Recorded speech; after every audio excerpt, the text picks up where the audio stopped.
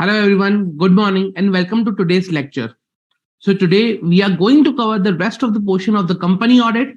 We will see some of the schedule 3 and we'll discuss how for 143 and the provisions of the company audit are very important with respect to the audit report point of view. Okay, so I will be showing you the live audit report examples also. Till last lecture, what we discussed is we discussed qualification eligibilities of the auditor. We discussed appointment 139, like in case of government company, in case of other company, subsequent auditor. We discussed about the rule 3 procedures of appointment. Then we discussed about the rotations. Remember? Then we discussed about what are the provisions with respect to the casual vacancy. Then we discussed about 140, that is the resignation or removal of the auditor. How we can remove the auditor or what happens if auditor resigns in detail. So we discussed all these things in last lecture for company audit. Now we are going to discuss section 143, powers and duties of auditor. Very important reason, because when I say powers and duties, so it has the powers, but more important when I say duties, that is the reporting part. Okay. So let's start. So if you see section 143 of the Companies Act, it talks about two things. First, it talks about the power that the auditor has. So what are the power that auditor has? To access all times to the books of accounts and the vouchers of the company. So the first is to access all times books of accounts and voucher of the company. That is the power that the auditor has. And that is among 143(1). The same is applicable to the auditor of holding company. Auditor of holding company has the right to access the records of its subsidiary associate, but has a right to access to the subsidiaries and associate books of account or records, but only which is related to consolidation. That is very important. So if I talk about the consolidation is very important. Means auditor of holding company cannot access other books of subsidiary and associate which are not related to consolidation. Reason because that will be given right to this auditor of subsidiary and associate. So if auditor of holding requires any information from pertaining to other than the consolidation, he can ask to share the ask auditor of subsidiary or associate to share their information, but he cannot access this. And the same it's applicable like with the working papers. So auditor of holding company can ask information from subsidiary and associate, but he cannot ask working papers. There's a difference between information and the working paper. Remember, we also discussed in the last lecture. Okay. So this is the power that we are talking about, access to the books of account. Okay. Now comes to the duties of auditor. With respect to the powers, duties are also very important. Okay, what are the duties and why these powers are given? So that the auditor can fulfill their duty. Okay, what are the duties? When I say duties, it's the matter that are required to be reported. Matters that are required to be reported in audit report. Okay, so which are these matters? First, whether loans and advances made by company are properly secured. So it talks about loans and advances, whether they are made, which are made by company are properly secured, and whether terms are prejudicial to the interest of the company. Loans and advances, whether properly secured or terms are prejudicial to the interest of the company. That is the first. Second, whether the transaction of company which are only book entry means they are yet not they are not yet happened. So if they are book entry, then whether they are prejudicial to the interest of the company. Okay. Third, where the company is not a banking, investment, or company, in that case whether the shares or debentures, which is the asset of the company, have been sold at a price less than at which they were purchased. So, for example, if XYZ Limited bought shares of, let's say, ABC Limited at rupees 150 per share, they sold the same at rupees 100 per share. Now the share of 150 which was bought was sold at 100 rupees. So this is a matter where we are required to report that the shares or debentures and other securities have been sold at a price other than at which they were purchased.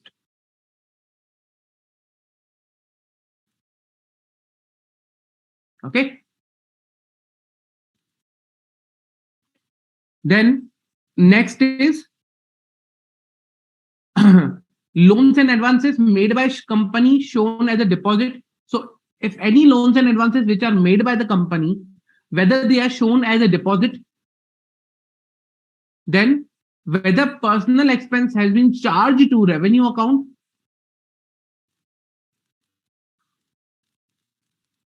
then whether any shares, where any shares have been allotted for cash, whether the actual cash has been received. So if we have allotted any shares for the cash, whether we have received actual cash.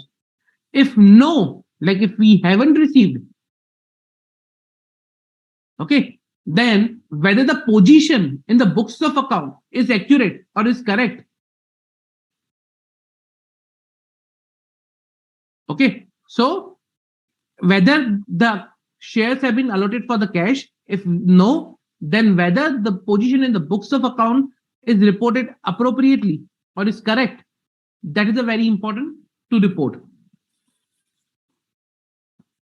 Okay, so these are the important points that we are required to report. Okay, you can say these are the proprietary matters also, that where we are required to report about the judgments made by the company, like terms of the loans and advances, uh, shares at which has been sold at a price, disclosure, personal expense charged to the revenue. So they are also known as the proprietary matters. Okay, that we will see, like when you will read or refer management audit, operational audit, proprietary audit. At that time, these things come. There, okay, these are the matters of proprietary audit also. Okay. Now these are the reporting requirements 143.1. Now there are something else also.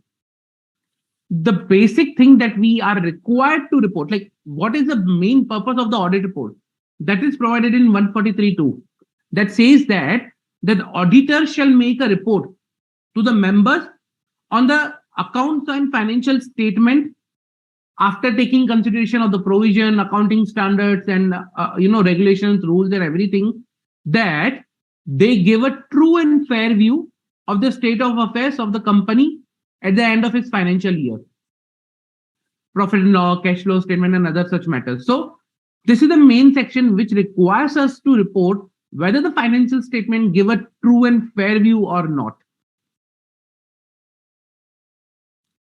Clear? Any doubt till now? Any doubt?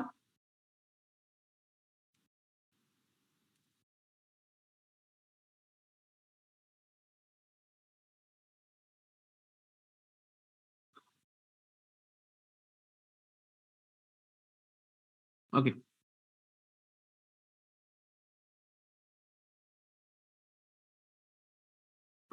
Okay. So this is the first step of reporting. Okay. Now there are other reporting requirements which are enumerated in 143 also. We'll see now. So there is a reporting requirement by 143.3. There's the additional reporting, that is 143.3. Okay. Just to summarize, what we saw is, first,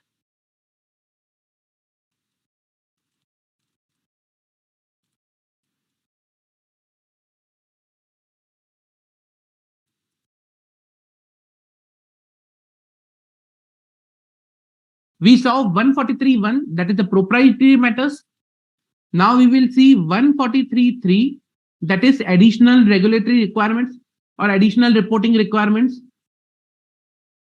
Along with that, along with this, we'll see Rule 11 also. Okay, Rule 11. So these will be the additional reporting requirements. And then we will go to the 143.12, that is reporting for fraud.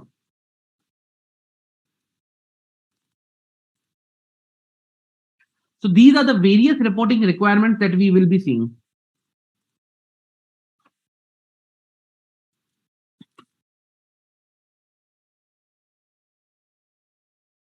Okay, so examples of there is a question.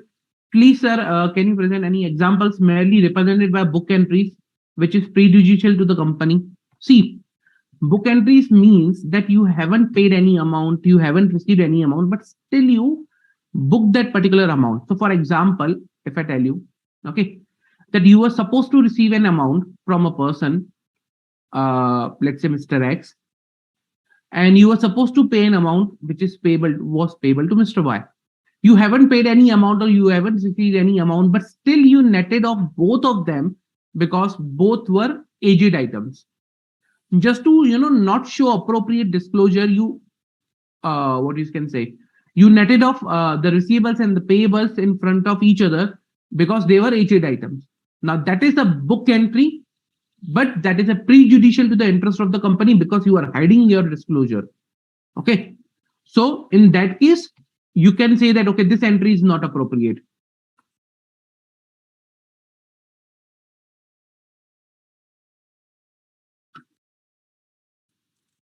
Any further doubts?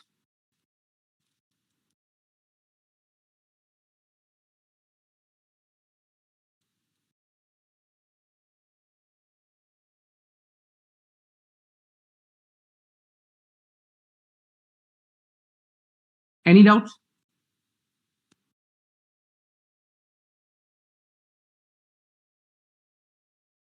Okay, so this was with respect to the proprietary matter reporting requirements. Now we will see the additional reporting requirements.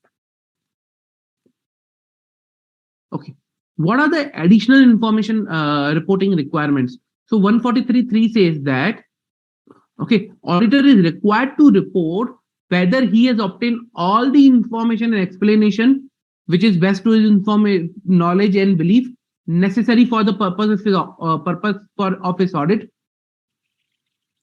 Okay, whether in his opinion proper books of accounts are required by law have been kept, whether the report on accounts of any branch audited by under subsection 8 by any other person has been sent to him. So report on accounts of branch audit has been sent to him, and like how he has dealt the report while preparing his consolidated report. So how he has dealt that particular branch audit report while preparing his consolidated, or you can say while preparing his report for the entity. The manner in which he has dealt in preparing his report. Two things: whether he has received and how he has dealt. Then whether the company's balance sheet, profit and loss account are in agreement with books of accounts. So whether the financial statement which are prepared from the books of account, from the ledgers, from every transaction are in agreement with those or are not. Whether the financial statement comply with accounting standards, which includes Ind AS also. So auditors, whether any observation or comment he has identified or made, or matters he has seen which may have any adverse effect on the functioning of company. So any observations which may have adverse effect on the company, functioning of company, if yes, then it is required to be reported over here.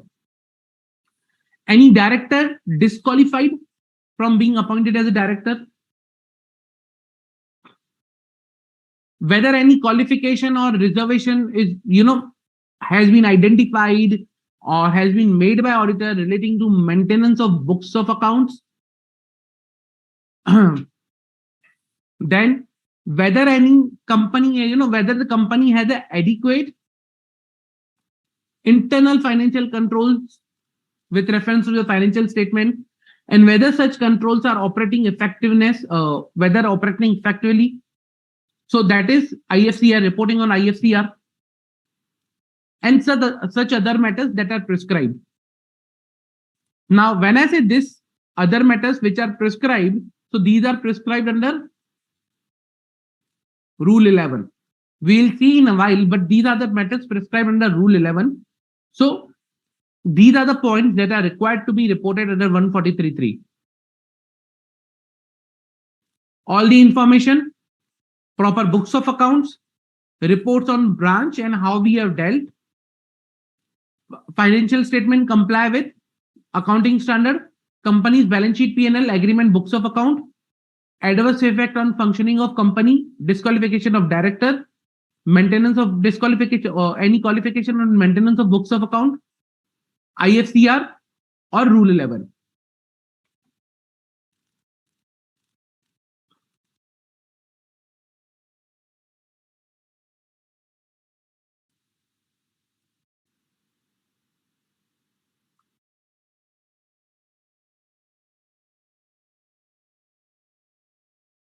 Then branch related, P&L balance sheet related,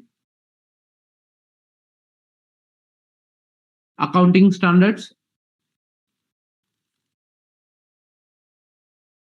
functioning. Then you can say disqualification of director,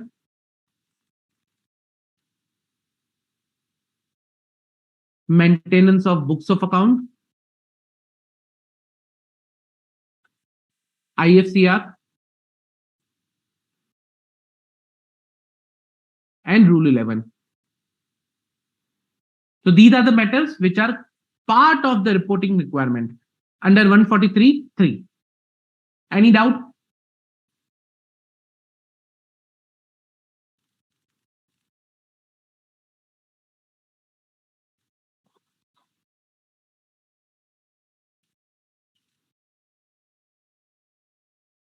So there is one question, observation, like point F.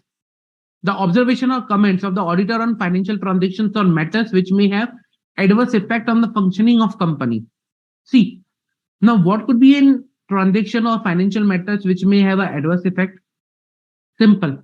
Company obtaining borrowing, or company taking debt more than which is its paying capacity. So based on when you will see, okay, the company has taken additional debt, but they are suffering from liquidity crisis, or there is cash flow issue already present in the company. So while auditing, we focus, okay, what is the liquidity and the cash flow statement, cash flow position of the company, how much new debt company has taken, what was the sale for the current year compared to the budgeted, what is the budget for the next year. So all such things, let's say for example, company entered into an agreement with a supplier to procure a particular amount of raw material, but what we could see is since last 3 years there is no requirement or that much requirement of this raw material. So that may have an adverse effect because it will block the working capital of the company to a larger extent. So any such example, any such observation that you see, okay, of that is of such material nature, such big amount that it may have an adverse effect on the functioning of company, that is required to be reported over here.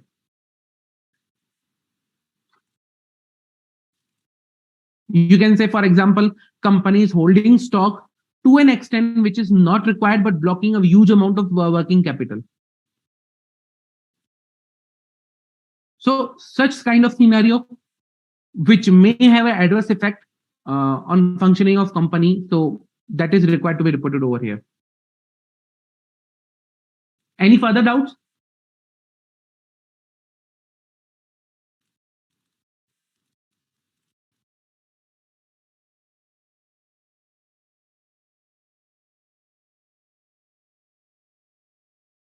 Any doubts?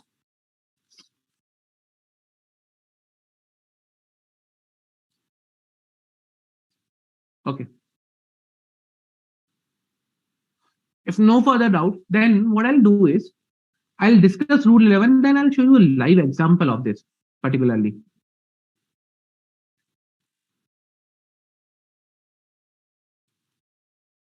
Okay, so this is the rule 11. Reporting requirements as per rule 11. Okay. So what it says that whether the company has disclosed the impact of pending litigations, number one, whether the company has made provision for material foreseeable losses, including long-term derivative contracts,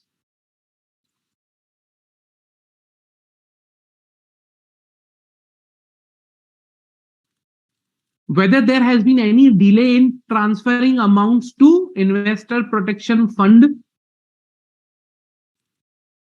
Third one, now clause D was omitted, so we don't have a D.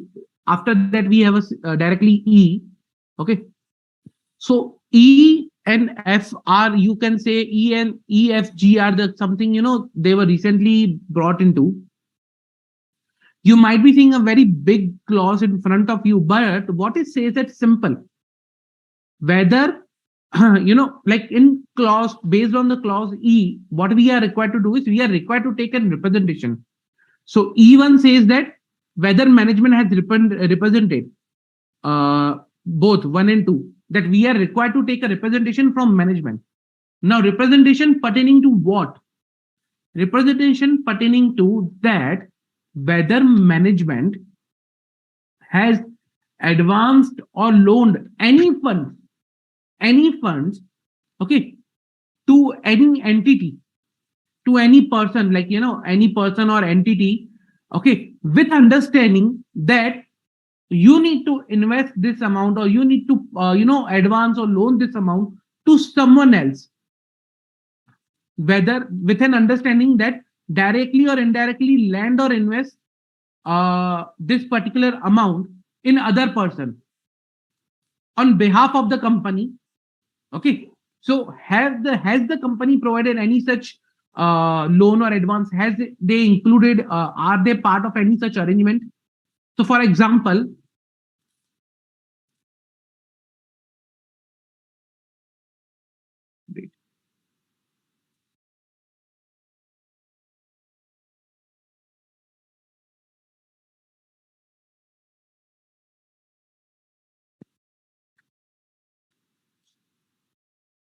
okay,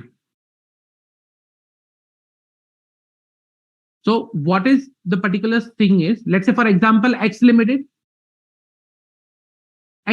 provided funds to Y Limited, that is in Singapore. Okay, now X Limited gave instruction to Y Limited that you need to then further provide this amount to Z Limited, let's say in Europe or any of the country. Okay, let's say in France, Z Limited in France. So we need to take a representation from the management of X Limited that have you provided any funds to Y Limited, that is known as our intermediaries. Okay, Y Limited is intermediary. So have you provided any funds to Y Limited with an understanding that he needs to directly or indirectly invest in any other person on behalf of the company? Now that on behalf this particular Z Limited, any other person is known as ultimate beneficiary. Okay, so Y is the intermediary, Z is the ultimate beneficiary, and X is the funding party. Okay, so whether any amount has been received from funding party to intermediary, and whether such intermediary has been given instructions to invest that amount in ultimate beneficiary in behalf of the funding party, if any such arrangement has been done and not disclosed, That is a problem. So we need to take a management representation whether any such arrangement has been done and not disclosed. Okay.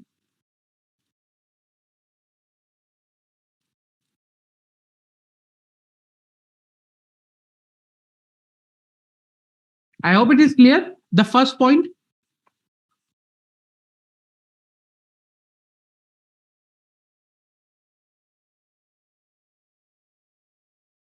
Any doubts with respect to the first point? Very important.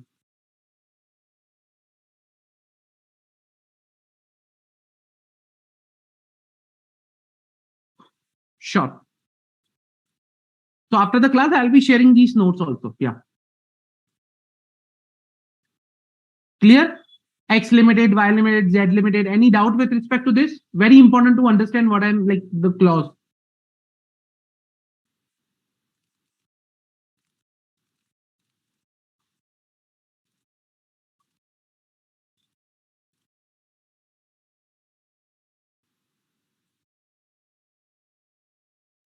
Okay.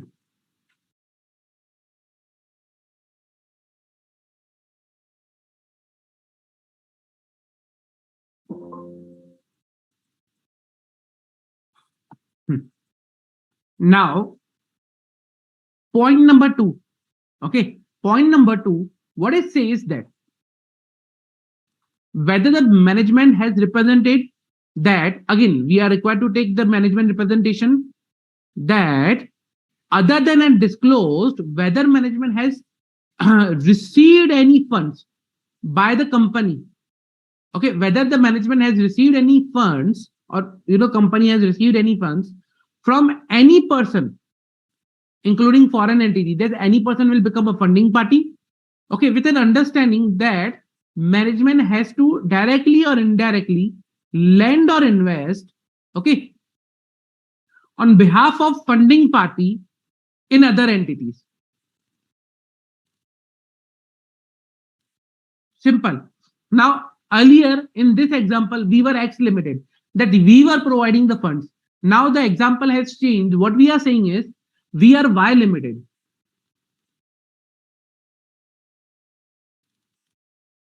In India, X limited was in Singapore. Okay, that X limited provided us funds with an understanding that Y limited in India will invest in Z limited in France. Okay, now here Y limited is nothing but intermediary. So, and X limited, as I said, will be the funding party. So, same. Have we received any amount from the funding parties? Okay, from the funding parties with an instruction that I need to pass on that amount to the ultimate beneficiary. That is Z limited.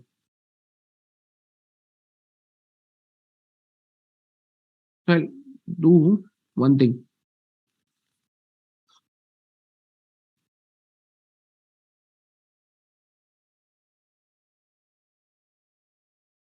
For further understanding or good understanding, what I'll do is let me. Okay. Now, when I say intermediary in a particular this example, that is a Y limited. When I say ultimate beneficiary in this example, that is a Z limited. Okay. And X limited is a funding party. Now, in this particular case, when I talk about, let's say, funding party over here, that is the X limited. And when I talk about ultimate beneficiary in this example, that is a Z limited. So Y limited is the intermediary. That is us, basically. And here we are looking from the Y limited perspective. Here we were looking from the X limited perspective. Clear? So basically what we are saying is in first example or in first point, we were X limited. In second, we are Y limited. Matter is thing.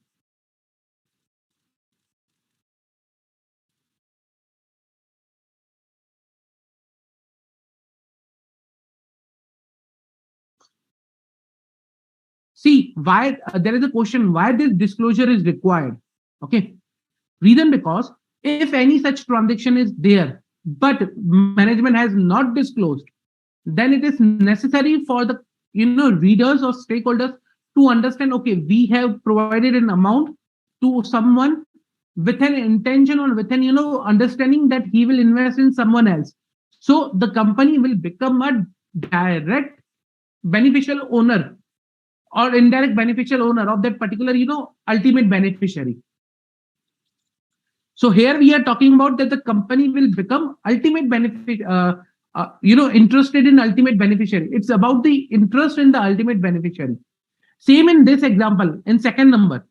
Although we are investing in ultimate beneficiary, but we are not the interested one. Interested is the funding party.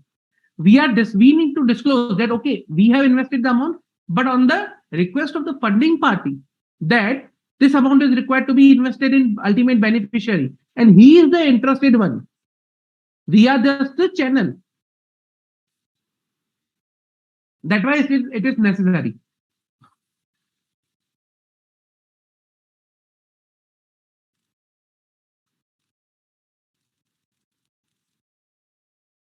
Uh, Boni, can you rewrite your question with respect to type and party? Just need some for further detail on this.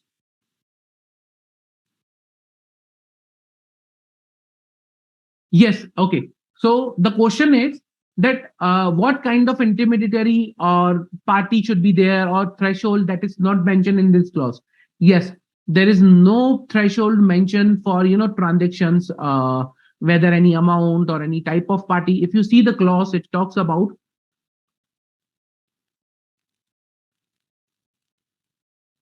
basically it says persons, entities, including foreign entities, any other person, entities, or including foreign entities. So it covers pretty much mostly everything. Again, to invest in any other person, sorry, in any other person, entities, identify in whatsoever manner on behalf of companies.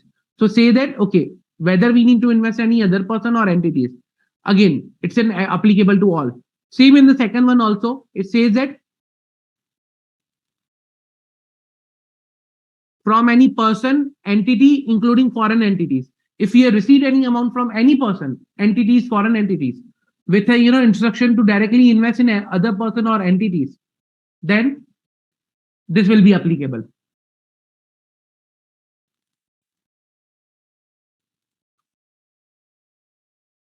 Okay. Now point number 3, very important. So in point number 3, what we are required to do is auditor is required to perform such audit procedures, okay, that to ensure that the representation provided by the management is correct or not. So while performing audit procedures, whether any circumstances, okay, whether any circumstances has come to notice of us, okay, that can lead us to believe that the representation provided in 1 and 2 are not correct, that the representation in 1 and 2 contain any material misstatement. So auditor has to report whether any such circumstances has arisen, or whether he has observed anything which can lead him to believe that the representation made by management in 1 and 2 are misleading or contain any misstatement.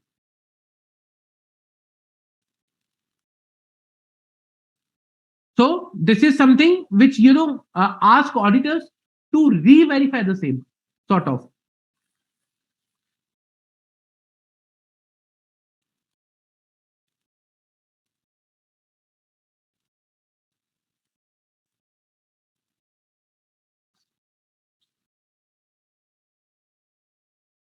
So auditor needs to re-verify the 1 and 2 same based on the general audit procedures they perform.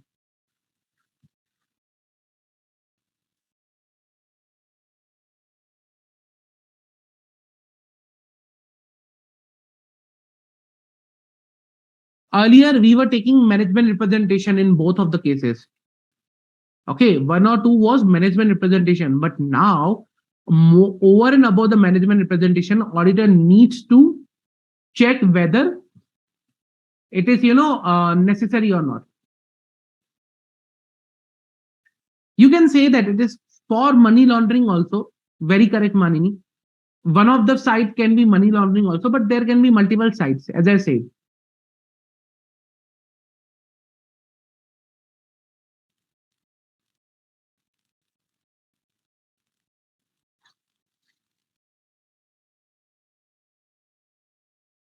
Okay, very good question.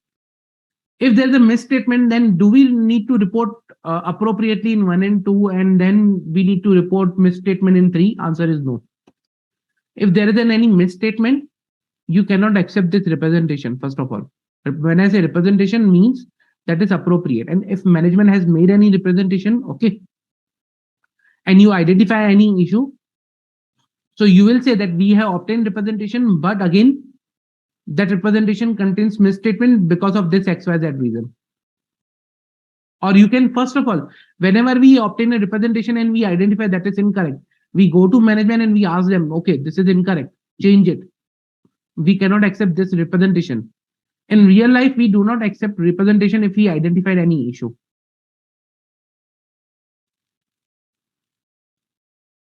Even you will see that once you identify any issue with any of the representation, you need to evaluate, okay, whether there are chances that other representations made by management may contain such kind of misstatement. So that will see in the standards. But again, yeah, that's the part also that we do in real life. Okay, management has given it 10 representations. Out of them, 2 has an issue. Whether such issue can be present in rest of the 8 representation or not.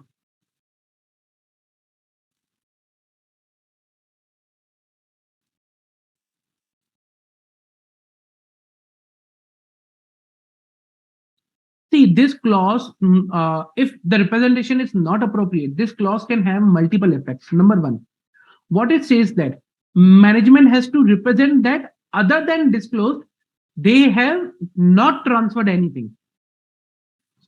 Other than disclosed, no funds have been transferred.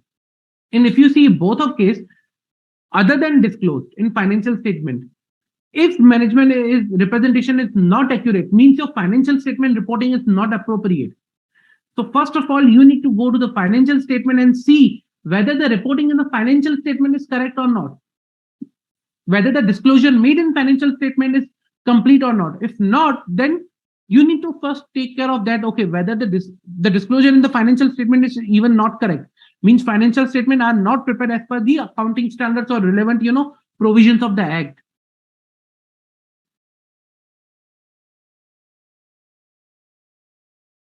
And that may become part of your qualification. Again, depending upon the type of item which is not been disclosed.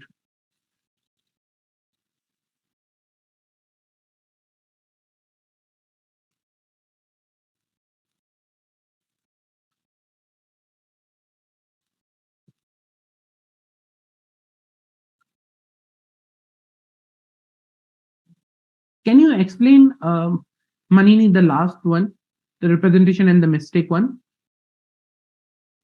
a bit more? Okay. So that was E123. Then there is an F, which talks about whether any dividend has been declared or paid during the year by the company. And G talks about, very important, that is applicable from 1st April 2022, that in respect of financial year commencing after 1st April 2022, okay, whether the management or the company has used such accounting software for maintaining its books of account, which has a feature of recording audit trail, edit log. Okay, and the same has been operated throughout the year for all the transaction and records.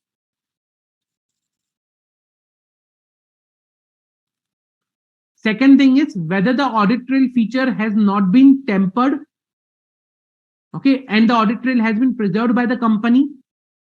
So 2 things, whether the software is capable of maintaining audit trail, and whether the software has been used for whole year. So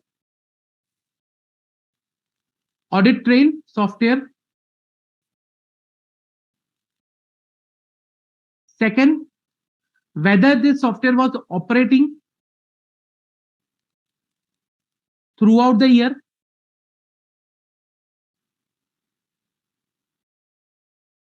Third, whether audit trail feature has not been tempered.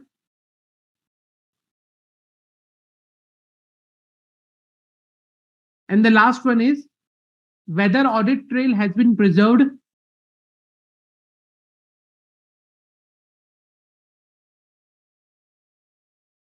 Okay.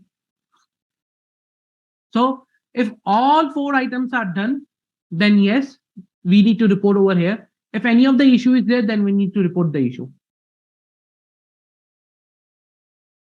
Clear?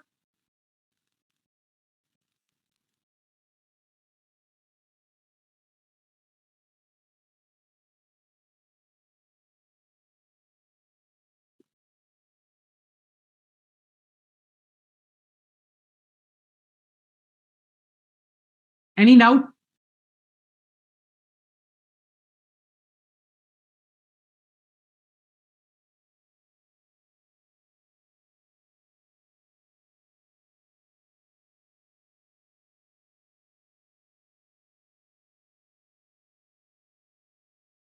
Any doubts?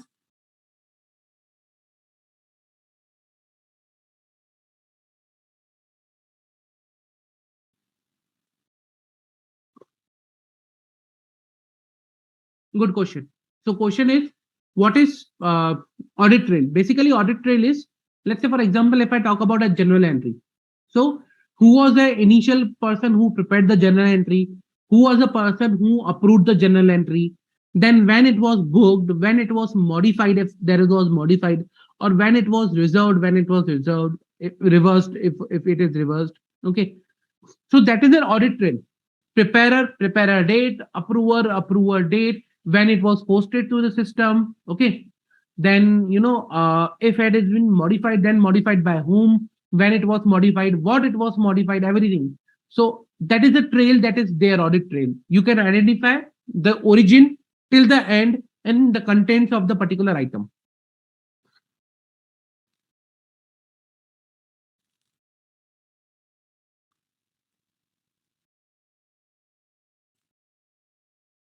So there is one question. If any mistake, fraud has been done by company, can management representation rectify that? Answer is no. Management representation cannot rectify any fraud or mistake. If there's a mistake, you need to rectify the mistake instead of providing management representation.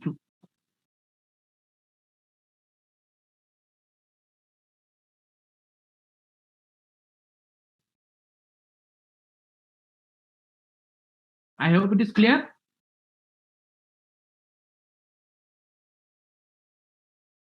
Any doubts?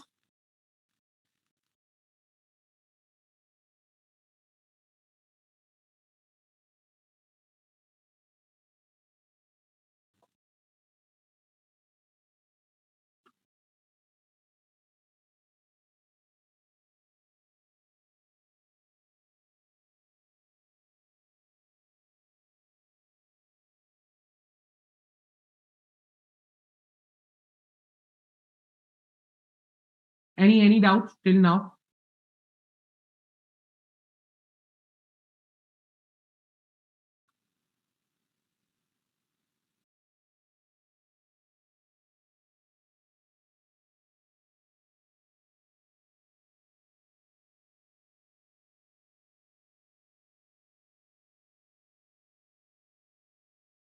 No?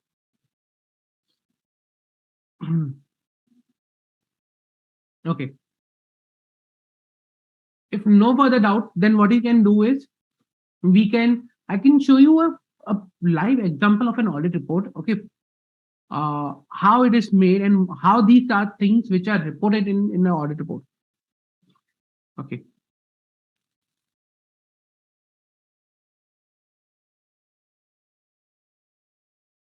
I'll suggest don't go on the name of the company. Okay, just for your understanding, this is one of the example of the audit report. I'm not sure how many you've seen before, but very important to see these audit reports. Very important. You will understand how actually these matters are reported. Okay.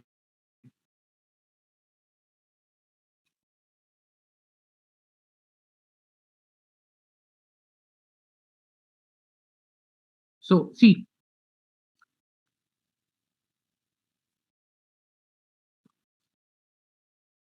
uh, if you see from here, so how the report works is first we give the opinion, then we give the basis of opinion. Okay, here we have qualified opinion. Now this qualified opinion basically is governed by SA 705 that we will see in our, when we'll discuss standards.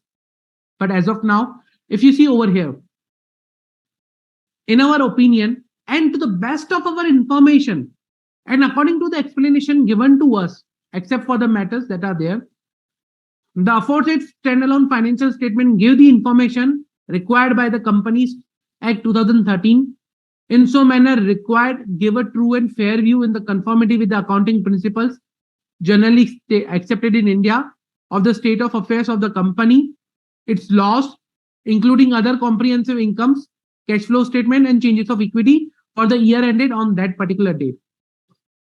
Do you see a resemblance? We just now discussed this particular point. If I show you, see this one.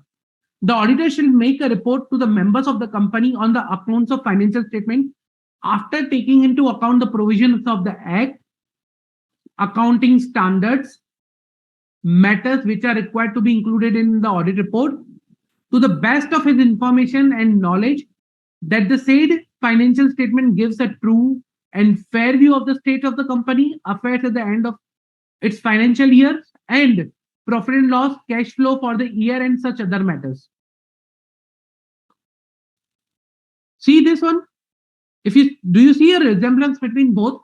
The reason because this particular disclosure is as per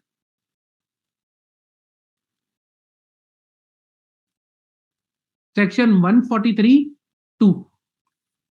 143(2) says that you are required to report to the members based on the financial statement that they give a true and fair view are in conformation with the Companies Act, accounting standards.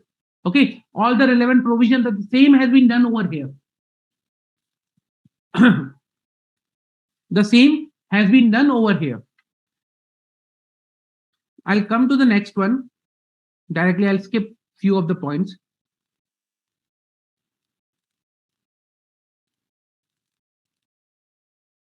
Okay. You see this heading, report on the other legal and regulatory requirements. Okay. So this contains few things. One, report on CARO 2020 or whatever CARO is applicable. Okay. Second, reporting as per section 143(3). Remember 143(3) that we just now discussed.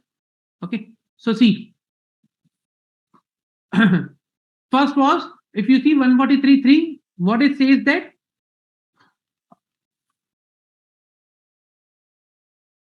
whether all the information has been obtained. So if I show you, we have sought an exception for the matter described in basis of qualified opinion. All the information explanation which are best of our knowledge and belief necessary for the audit were obtained. So all information except for the matters that will be there because this is a qualified opinion. In our opinion, proper books of accounts as required by law have been kept. So books of account. Okay. On here, all the information. Third, balance sheet, P&L, okay, are in agreement with books of account. Means balance sheet, P&L, cash flow, statement of changes in equity, everything is in agreement with books of account. Fourth, financial statement comply with accounting standards. Fifth, anything which may have an adverse effect on the functioning of company. So the matter described in the basis of qualified opinion in above, in our opinion, may have an adverse effect. So they have a matter and this is how they report. Then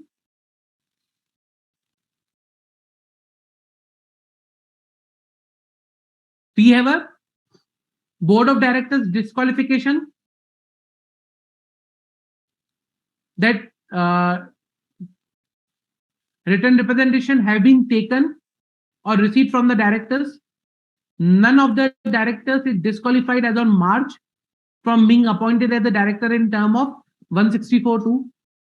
Okay, disqualification of directors. Then qualification relating to maintenance of accounts. Okay, whether the accounts are appropriately maintained. Remember, we discussed this point. Maintenance of books of account, any qualification, reserve, or adverse remark relating to the maintenance of accounts and other matters. Same has been there. Maintenance of books of account. Yes, there is a qualification, and they say that this is connected to the basis of qualified opinion mentioned above. Then, with respect to the adequacy of internal controls and internal financial controls, they have reported in Annexure 2.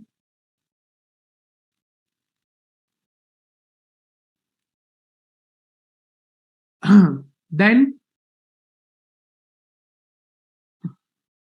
this is company had not paid any managerial remuneration to its directors. That's another thing which is required to be done by section 197. This is the additional reporting requirement which is part of 197.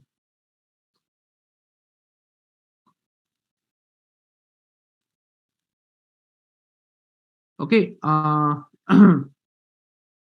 Then there's the other matters to be included in audit report as per Rule 11 that we discussed now. Rule 11. I'll show you one more example of audit report. Same matters are covered. See, that comes under the head of other regulatory requirements. Report on other legal and regulatory requirements. Same, it will be covered. All information, then proper books of account, balance sheet, P&L, in line with books of account, comply with NDS. Okay, default in you can say, a company has defaulted in obligations to lenders like this way, and the representation with respect to the disqualification from directors. There was a going concern matter reported in this audit report which may have an adverse effect on the functioning of company, effectiveness of internal financial controls. Okay, then other matters to be included as per section 197. This is their other requirement with respect to the remuneration provided to the directors of the company. Now coming to Rule 11.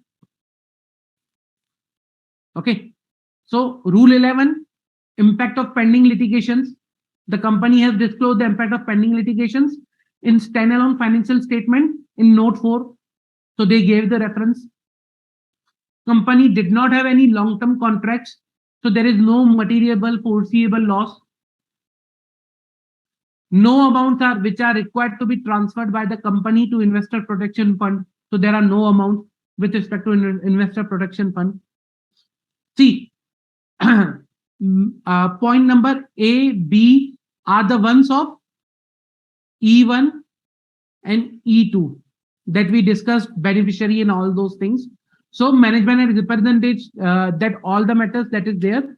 Again, the management has represented in B also, both examples. And if you see the C1, Based on our audit procedures that has been considered reasonable and appropriate, nothing has come to our notice that has caused to believe that the representation under subclause A and B contain any material misstatement. Okay, and the company has not declared or paid any dividend during the year. Clear?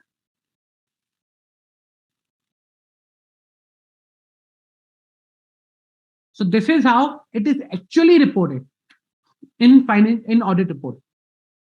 Any doubt?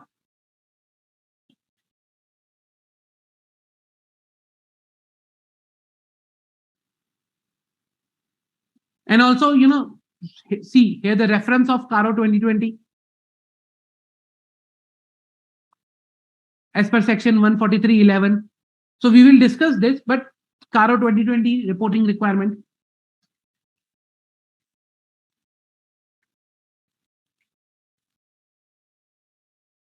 Any doubt till now? Any doubt? How the reporting is required as per the section and how it is actually reported in the audit report. And this is one of a listed company audit report that we are seeing over here.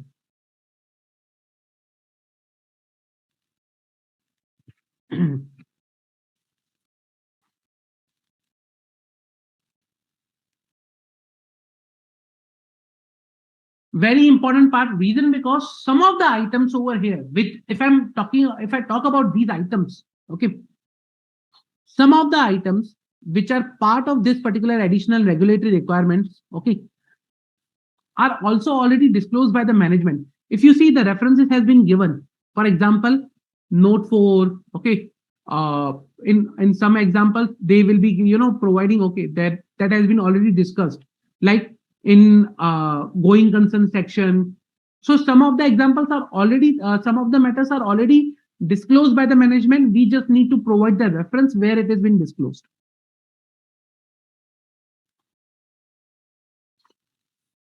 Any doubt?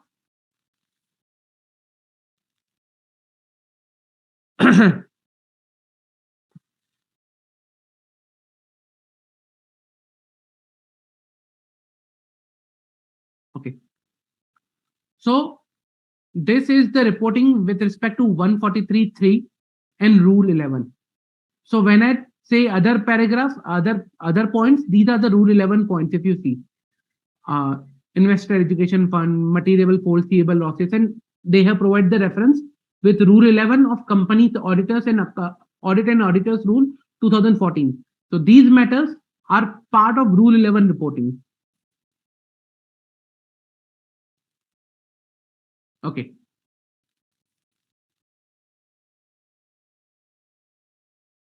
Manini, what I'll suggest is qualifications are there in this report. Okay. If I go above, if you see the opinion, it is unmodified opinion.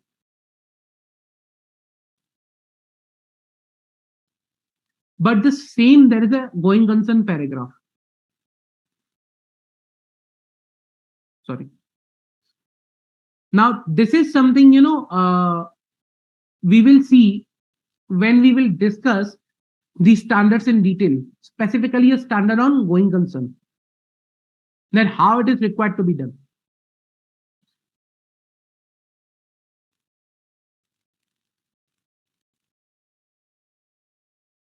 I hope it is clear.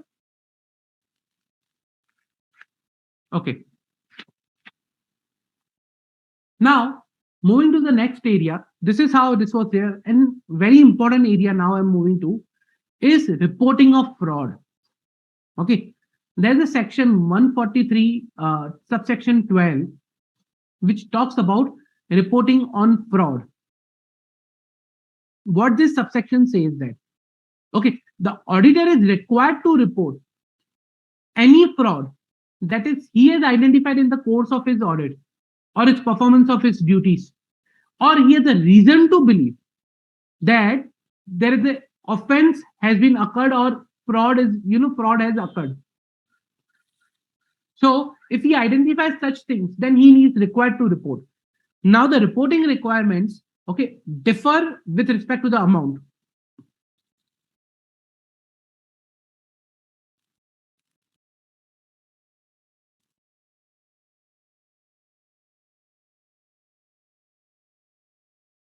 Now the reporting requirements differ with respect to the amounts. I'll tell you why.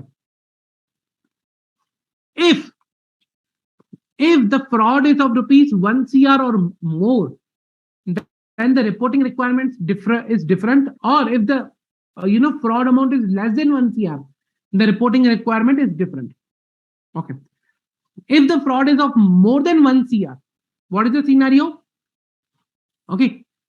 Auditor is required to report that particular fraud to the central government. But how? First, he need to send the matter within 2 days to the audit committee or board of directors. Okay. Audit committee or board of directors within 2 days. He needs to report the matter to the audit committee or board of directors. And he needs to say them, okay, you provide me your response, seeking their reply that you provide me your response within 45 days. Okay, today I identified a fraud. Within 2 days, I need to report to the board of directors or audit committee, and I need to give them 45 days so that they can provide their response. Once I receive their response, okay, I need to forward, okay, the reply and observation of the board audit or the audit committee along with my observations, okay, along with my comments. So two things I need to forward. First, reply or observation that of the board or audit committee. Second, my comments on such observation. Okay. So I need to forward this to the central government within 15 days from receipt of such reply from board of directors. Okay. In case I fail to get any response, within the 45 days time frame, I need to forward a report to the central government containing a note, okay, that this was the report I forwarded to the board. I did not receive any response, okay, and this was forwarded earlier, for which I haven't received any response. Okay, I need to forward a note to the central government mentioning that no response has been received. Now, this, when I say central government, to whom? So this is required to be sent to the Secretary, Ministry of Corporate Affairs, in a sealed cover by registered post, with acknowledgement due or by speed post. And that should be on the letterhead of the auditor, which shall be, containing my postal address, my email address, contact telephone number, all such things, including my membership number.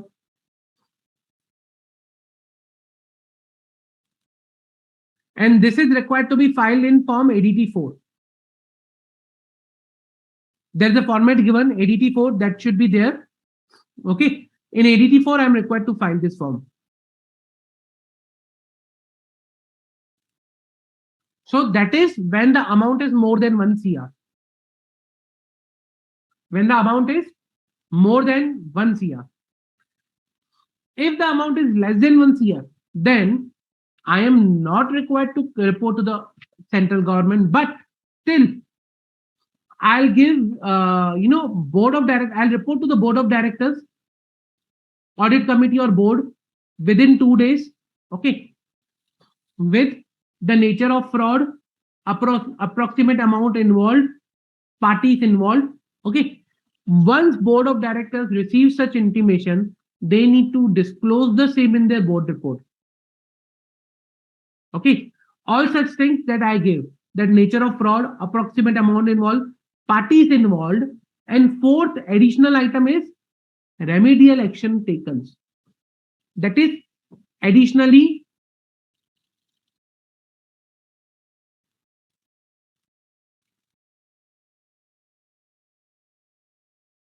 to be reported by BOD or audit committee. Okay, these will be the first ABC will be the same that I reported to the board of directors or audit committee. But the D point is something they need to additionally add that okay, how they are going to ensure that this doesn't happen again. This is when the amount is less than 1 CR. Clear? This is reporting for the fraud.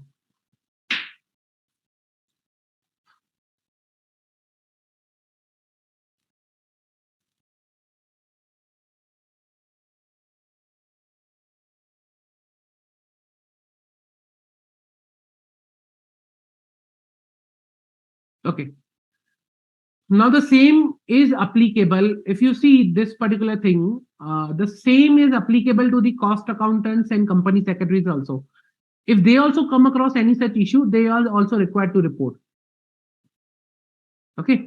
Same is applicable to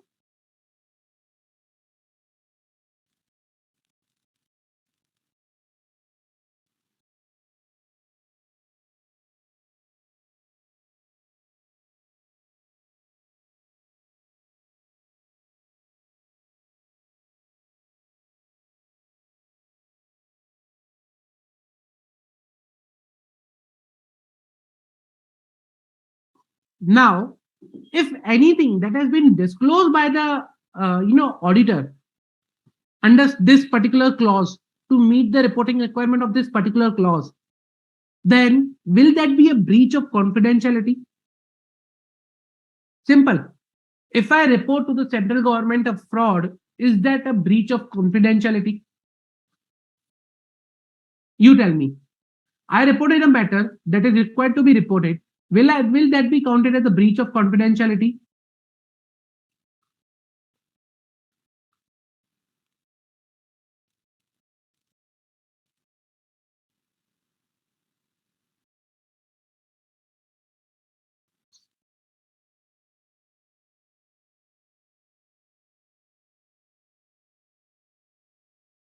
So no, that will not be. Now the reason, because there is a section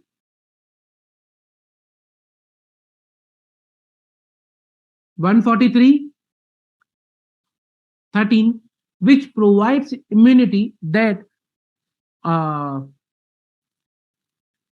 like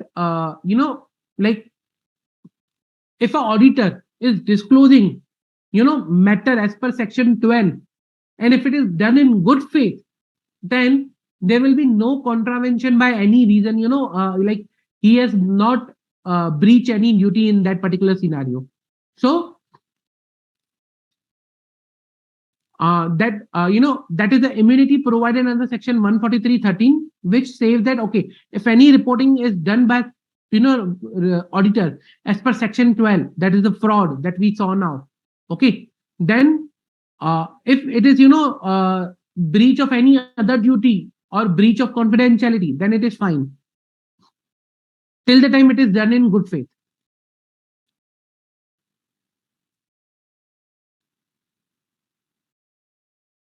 You can say immunity, or you can say like there is a provision, safeguard provision given, but only if it is done as per section 143(12) to report the fraud in good faith. Then only it is applicable, otherwise not. Okay. Now, very important. What is the penalty if I do not report this particular thing? This is there, but what is the penalty? So the penalty, if I do not report, okay. So penalty is for two types here. One for the listed company, another is for other companies. For listed company, the penalty is simple. 5 lakh rupees. And for non-listed, for other companies, it is 1 lakh rupees.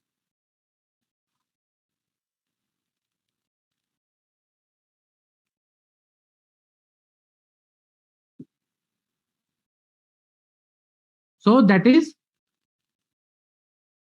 section 143.15. If I do not comply with the requirements of 143.12, then the penalty is 5 lakh for listed and other company 1 lakh. Any doubts till now?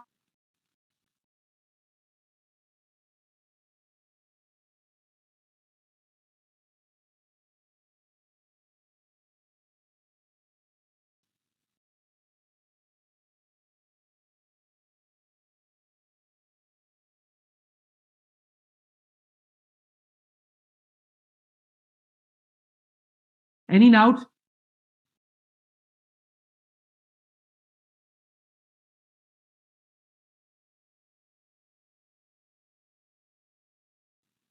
Okay.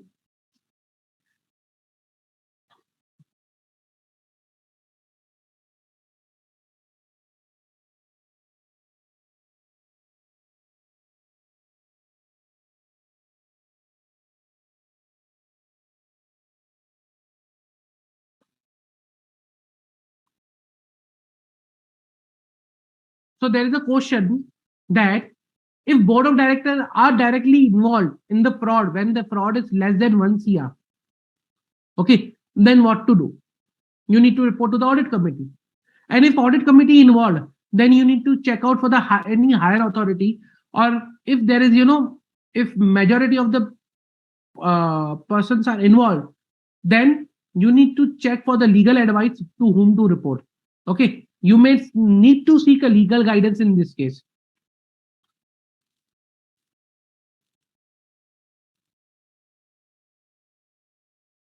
Okay, very good question. Whether this penalty is on auditor or on the company. Now, you need to understand who is required to comply with this provision, auditor or company. Who is required to comply with this provision? Okay, to whom this reporting requirement is applicable? Okay, tell me, who is required to report the fraud?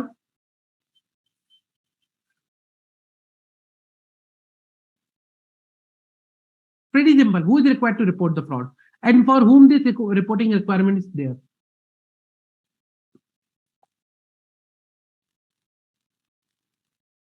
Absolutely correct. Auditor. Okay. So for auditor, this is the reporting requirement. And if auditor does not comply with this reporting requirement, he will pay the penalty. Simple.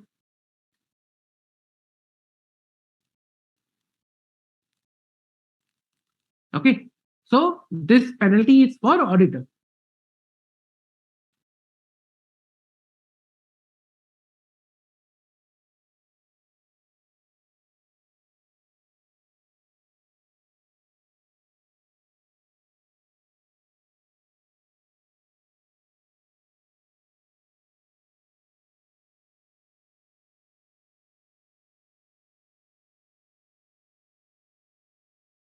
Okay. Now, when we were discussing about 143.3, okay, there was a point on IFCR, point number I. Now, this point number I is only applicable reporting on IFCR.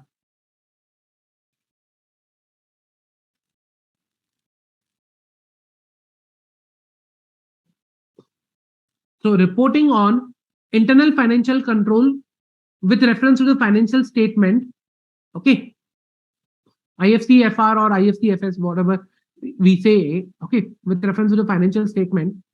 Now, this is only applicable, okay, when like there is an exception basically. So the exception says that this is not applicable to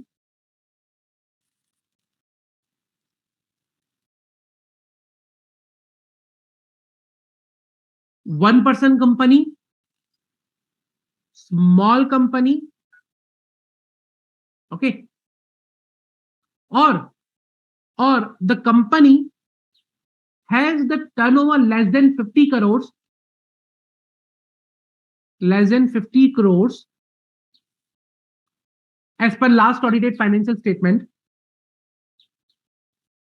last audited financial statement, okay, and plus and aggregate borrowings,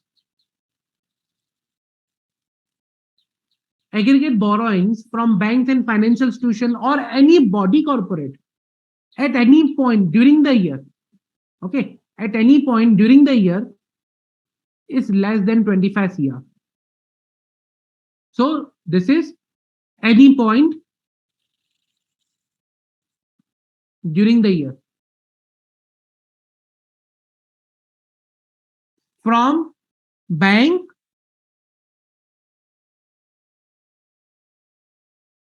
okay, from bank plus financial institution plus any body corporate.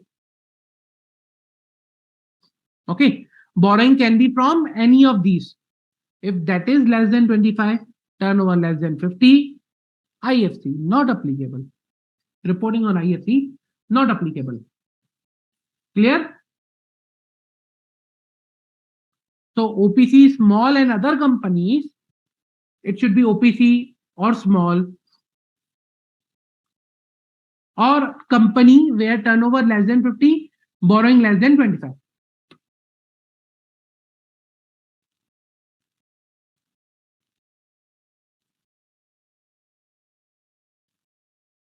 Any doubt?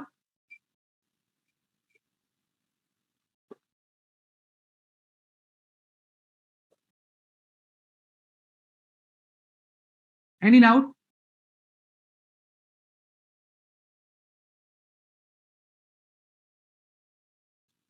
No? Let us see one MCQ.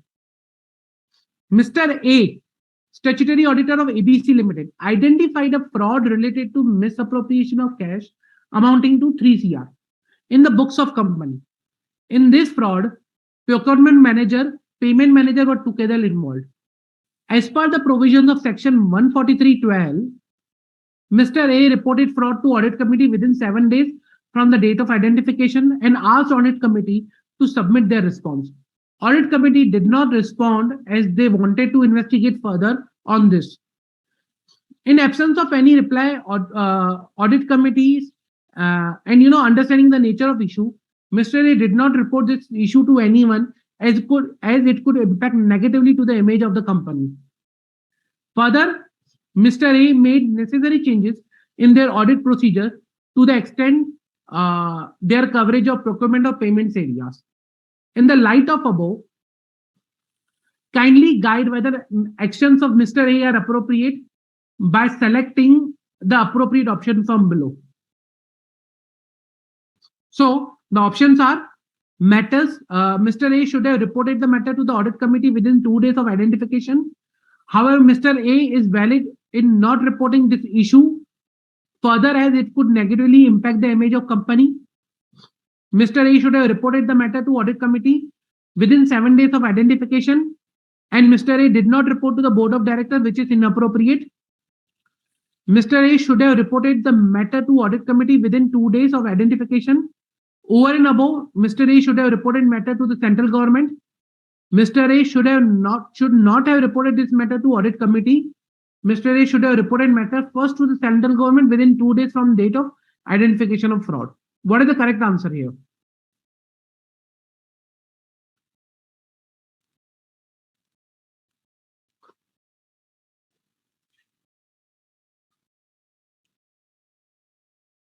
Okay, Kaushiki.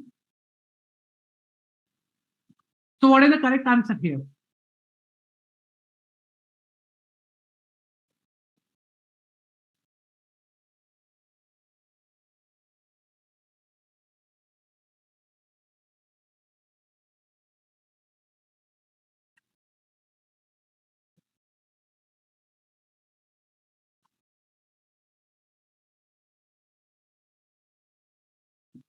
Okay, Manini.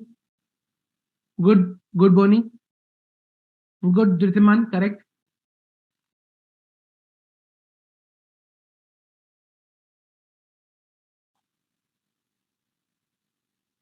Okay, good. I'm getting a lot of answers. Okay, Kaushiki.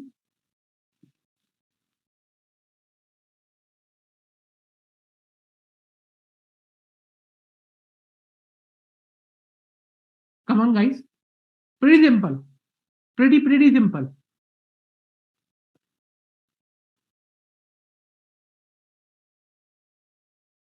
What is the correct answer over here?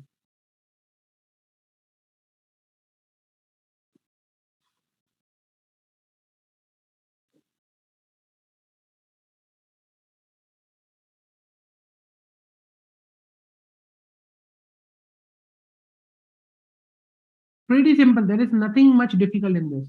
Trust me. We just now discussed.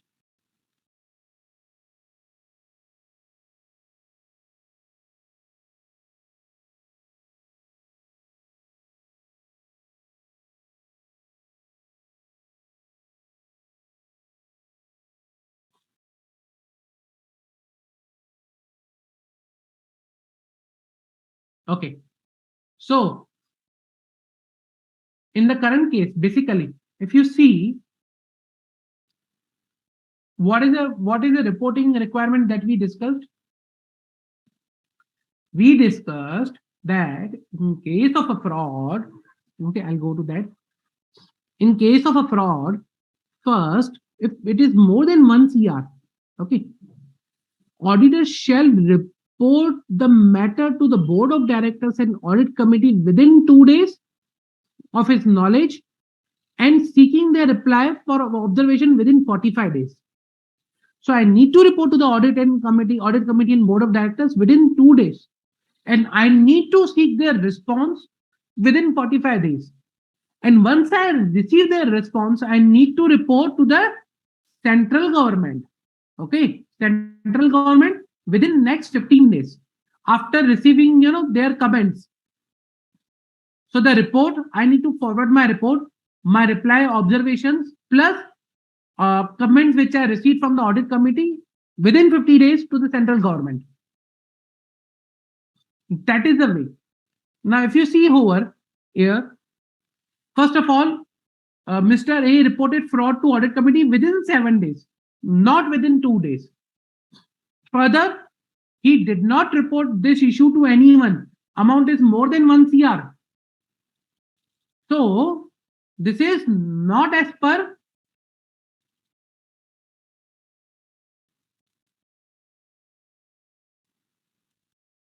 section 143(12). What he should do? He should report matter to audit committee within 2 days. Okay, but here see the second point. However, Mr. A is not is valid not reporting this issue further. This is incorrect. He should report this issue. This contains 7 days. Incorrect. See over here. Matter to audit committee within 2 days, and over and above, Mr. A should report this matter to central government as per prescribed rule. This is the correct one. And in the last, Mr. A should have reported first to the central government within 2 days. That is wrong. First is audit committee and BOD. Clear? And how to communicate the matter? Simple. That by registered post, seal the cover by registered post with acknowledgement due, or by speed post on the letterhead of the auditor containing postal address, email address, telephone number, membership number, along with details required in form ADT4. Clear? Any doubt? Any doubt till now?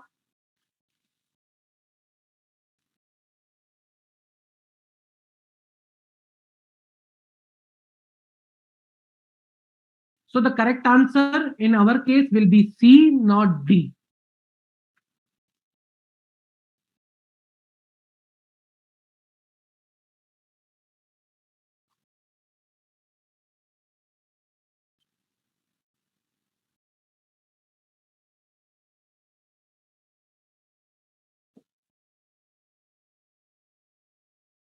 Okay. Now there is another good question uh, over here. That exception. Now the question is whether this borrowing and turnover condition applicable to OPC and small. Answer is no. If it is OPC, if it is a small company, directly exception. This the point number three is for other companies other than OPC and small. This is for companies other than OPC and small company. Okay. So the borrowing and the turnover requirement for other companies, not OPC or small company.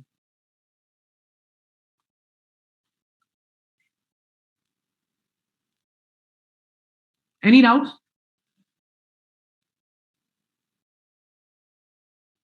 Any doubts?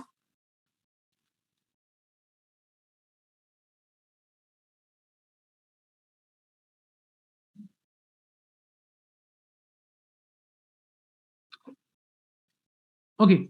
Again, very good question.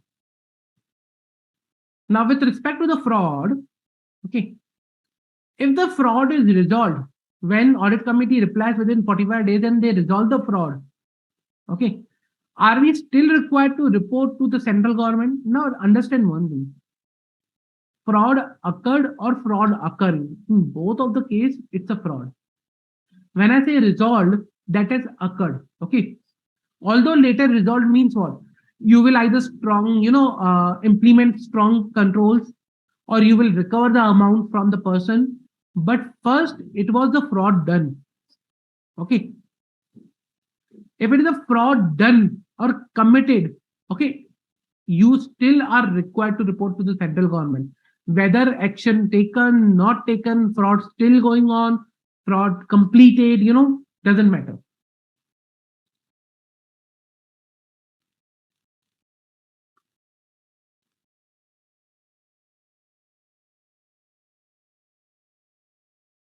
I hope I am able to solve your doubts. Okay. So, if no further queries, what I suggest is let's take a quick 10-minute break. We'll gather after break and we'll continue with this one. Okay. Let's take a quick 10-minute break.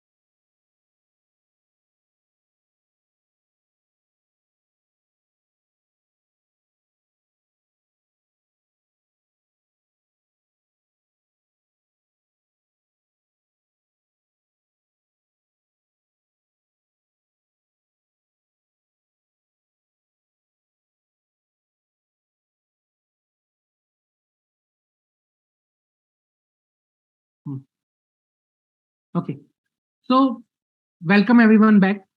We discussed just now the provisions with related to the fraud. Okay, now there are some additional things that I want to discuss with same thing, and I want to take some additional questions on this particular topic. Okay, so first of all, just I'll ask it. Let me share.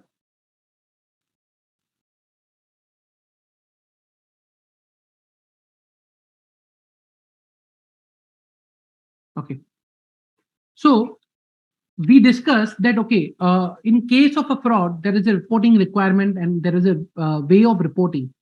Okay, now let us consider one question with respect to the same scenario and see how the appropriate reporting is required to be done. Okay, just to simplify the question first. Okay, there's a ABC and company chartered accountants who are appointed statutory auditor. Okay, for XYZ Limited for financial year 21-22. They were auditing for financial year 21-22. While auditing financial year 21-22, okay, in course of audit, they identified fraud with potential impact of rupees, let's say 10 CR in fixed assets. Okay, in fixed assets.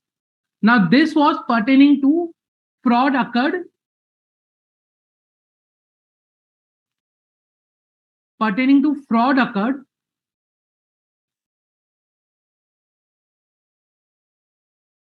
in FY 2021. So there was a fraud in FY 2021, but while auditing FY 21-22, they identified this previous year fraud now. Okay, so previous year fraud has been identified now. In FY 2021, statutory auditor were DEF and company. DEF and company. Okay. As it was not related to current year, ABC and company reported the matter to previous year auditor, that is DEF company, so that they can comply with the provisions of 143.12. Okay, so they reported the matter to DEF company. No further reporting was done by ABC and company. Now you tell me, in the current scenario, reporting by ABC company to the DEF is correct, and what should be the appropriate way, or what should be like the reporting by ABC and company? So you need to tell from each and every angle. Okay, now remember, the important point is that whether the actions of we are saying the actions of ABC and company, we are not commenting upon DEF and company. So we are commenting upon the current year's auditor, whether the actions of current year auditor, that is the ABC and company, is correct or not.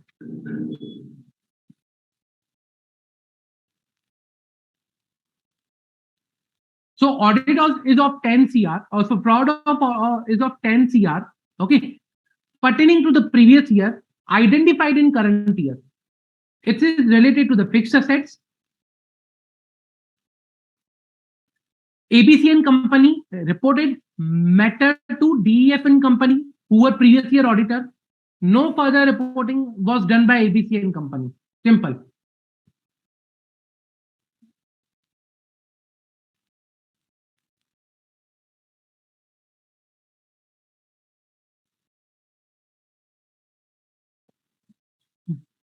What do you think? What is the correct?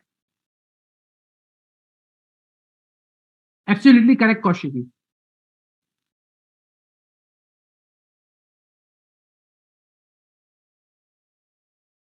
Correct, Avija. So all of you are correct. Okay. So what is the scenario is, when I say reporting of a fraud, it doesn't matter of which year it is. Okay. So reporting of fraud doesn't matter of which year it is.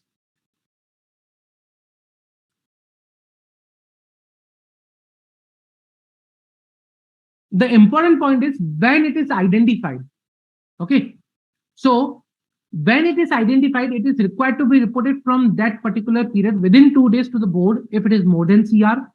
Okay, and then we need to seek their reply for 45 within 45 days. If it is less than 1 CR, we'll still report within 2 days to the board, but not to seek their response. Okay, so doesn't matter of which year the fraud is.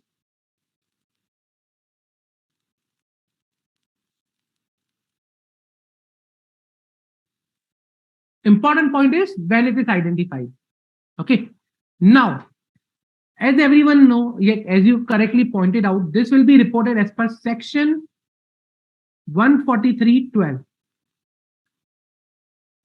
Is there any other place till now discussed where we need to report? There is one more area we can report over here. Where we'll be reporting. So there is one more area that where we need to report this particular matter other than section 143.12. Which is that one that we just now discussed sometime before.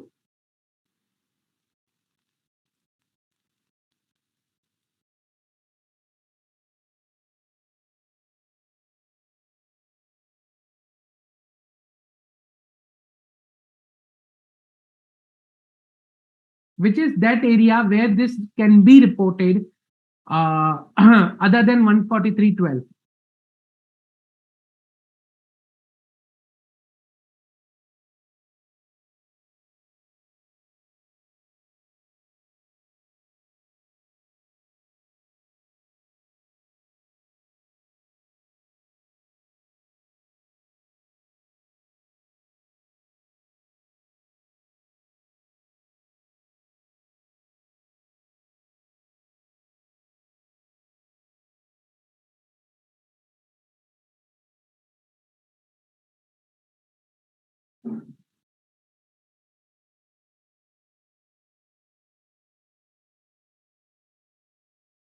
Okay,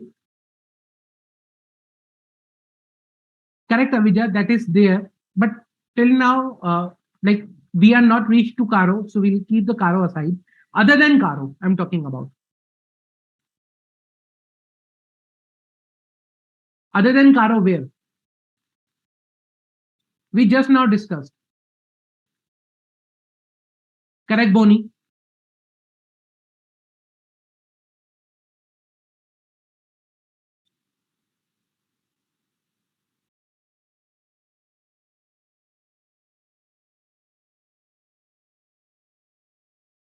So other than CARO, like other than 143.12 that we are discussing, where we can report this particular issue, where it can be reportable. And no money.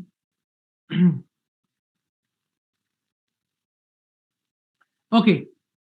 Remember we discussed something, matters having adverse impact on the functioning of company. 143 3F. Any observation, comments, or financial transactions or matters which have any adverse effect on the functioning of company, or any qualification, reservation, adverse remark relating to the maintenance of accounts and other matters connected herewith. So if the fraud is of such nature that has an adverse effect, we need to report as per section 143 3F also, that it has an adverse impact on the functioning of company. Correct, so in other regulatory matters, Remember, we saw in one of our example, if I show you one audit report, here the matter of going concern was described, but you can report in this paragraph also if you have identified any issue which has an adverse effect on the functioning of company, that can come here. So accordingly, that can become part of your audit report for clause F. Clear? Any doubt?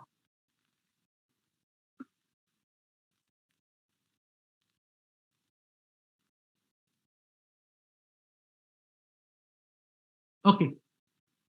One another example on the same line, and very important. This is actually a, you can say, the practical scenario that actually that happens. Okay.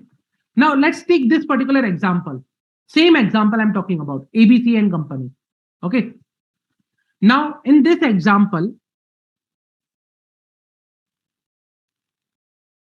auditor shared the report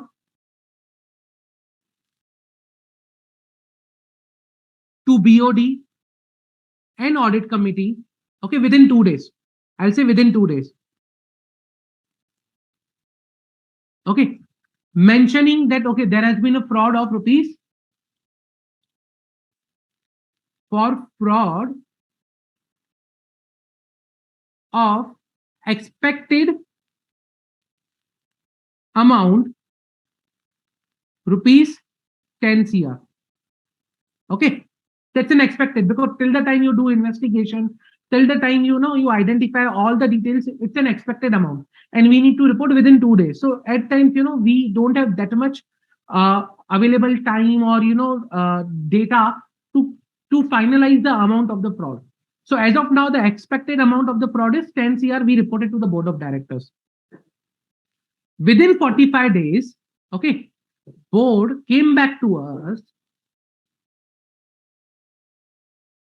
that the fraud that we are saying of expected 10 CR is of rupees 10 lakhs, not 10 CR, is the correct amount.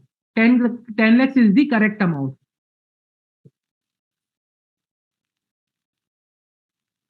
Okay. Now, auditor reported that there's a fraud of 10 CR. Management came back, no, this is of not 10 CR, this can be of 10 lakhs. So management estimation, this is estimation, management's estimation is of 10 lakhs. Okay. Now you are not convinced with the management expectations estimation. Okay, you still think it's a 10 CR. So auditor still believes the impact can be of 10 CR. The auditor still believes, based on his professional judgment,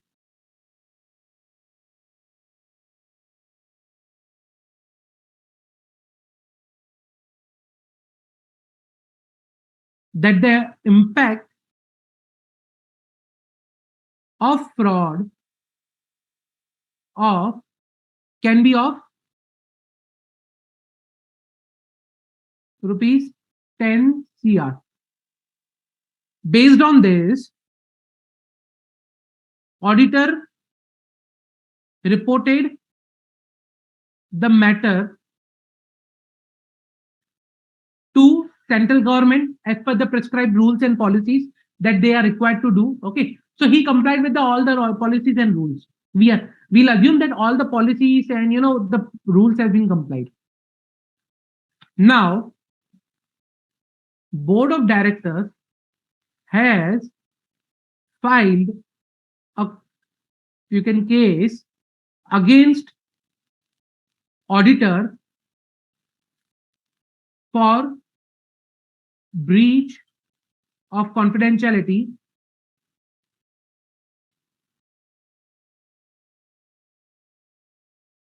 as the amount that was reported by auditor is of potential nature, means as the amount is still not finalized by auditor, it's not finalized. Okay, is not finalized and management believes that no reporting is required to be done to central government. Okay.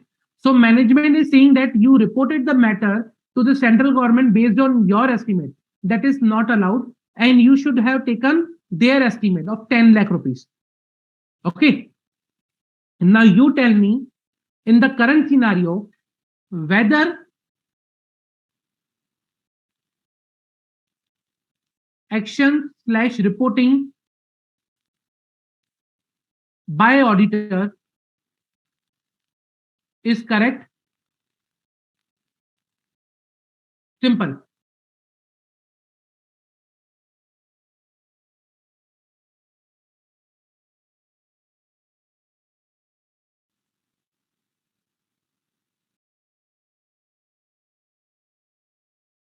Pretty simple. Because in real life, till the time uh, investigations happens, okay, fraud investigations, detailed evidence are gathered, it takes at times a year also to finalize the impact of the fraud. And till that time, the fraud are being discussed on the basis of potential impact. Now auditor says potential impact 10 crore, management says potential impact 10 lakh rupees. Auditor still believes that okay, potential impact is higher, so he should report it. But management says no, you should not because the potential impact is lesser. And auditor reports. Then what should be the like? Is the action or reporting done by auditor is correct?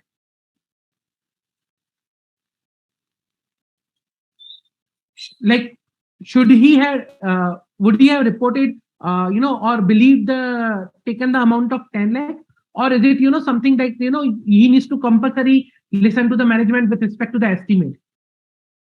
Okay, so this will have two parts. One, whose estimate we are required to take as an auditor, whose estimate we are required to take for an fraud, whether it's in management estimate or our estimate. Number two, whether the action done in the current scenario is correct or not. Correct, Vashiti? Correct, Manini?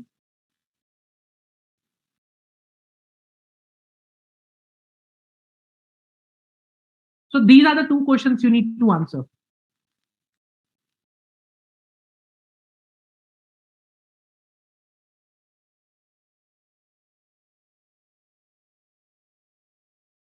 In real life scenario, frauds are not finalized within a day or within a period of month even, I'll say. They require a detailed investigation.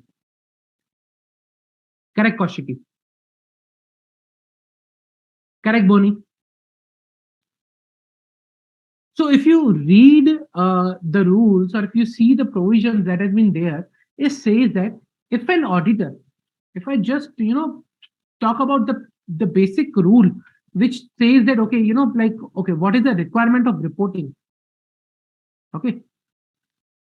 So if I read the plain rule, it says that if an auditor, okay, if an auditor in the course of its performance of duty,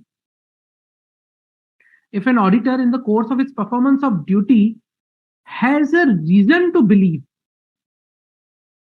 so this I have just brought the plain rules, the bare language of the rule, say that if he has a reason to believe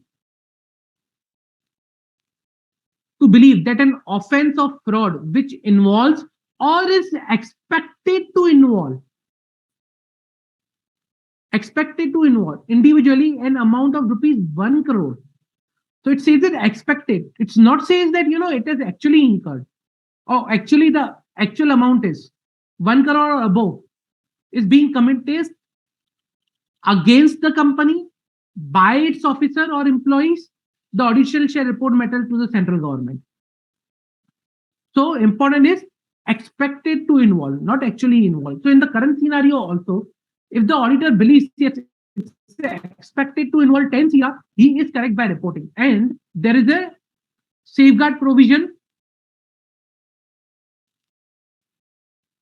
section 143, 13, which says that if auditor is fulfilling its duties by reporting reporting the fraud in good faith, then there will not be counted as a contravention, or there will not be any issue. So that is also there. Okay, so safeguard is available.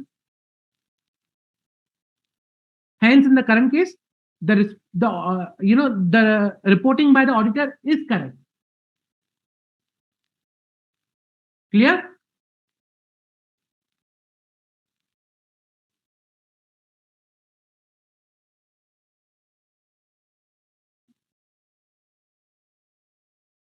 Okay.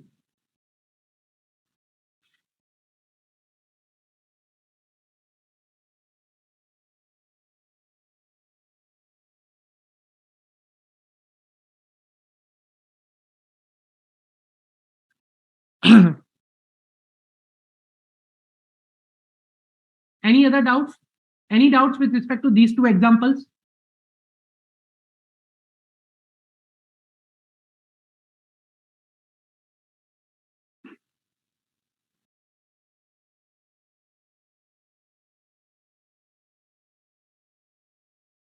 I have one more question.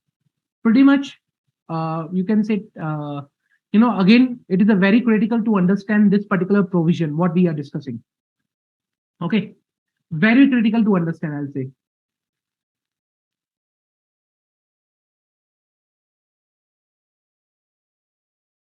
So let's say ABC Limited entered into agreement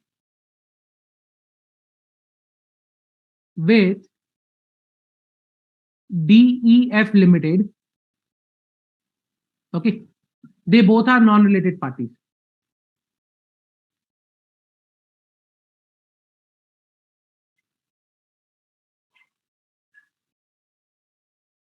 For supply of goods and material. Okay, for supply of goods and material by DEF Limited. So DEF Limited was supposed to provide the material and goods to ABC Limited. ABC Limited paid rupees 2 crores as an advance for supply of goods.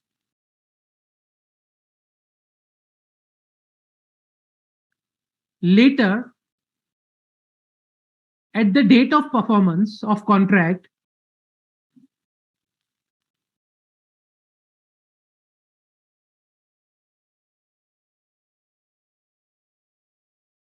DEF Limited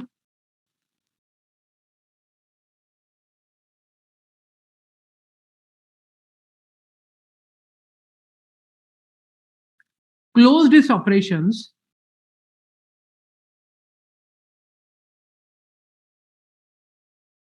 and uh, and vanished, and absconded from the market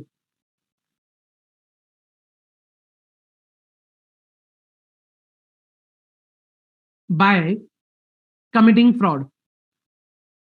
So the company commit the fraud. He took all the money from ABC Limited and other parties and absconded from the market.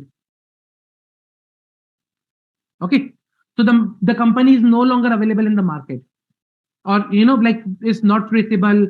Directors are not reachable. The company is there. So DEF Limited conducted the fraud. This matter was identified in course of audit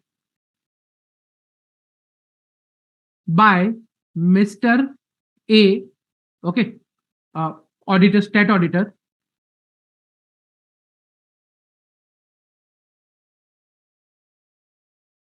So Mr. A,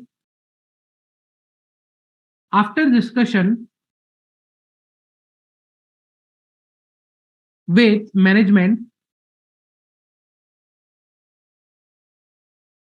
decided that they will wait for 1 more year,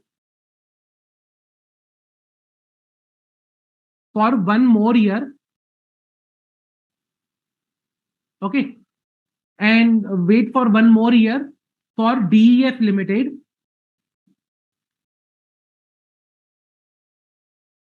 to, allow that company, allow DEF Limited to supply the goods.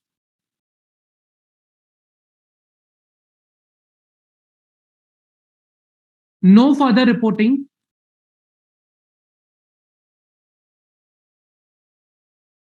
was done by Mr. A.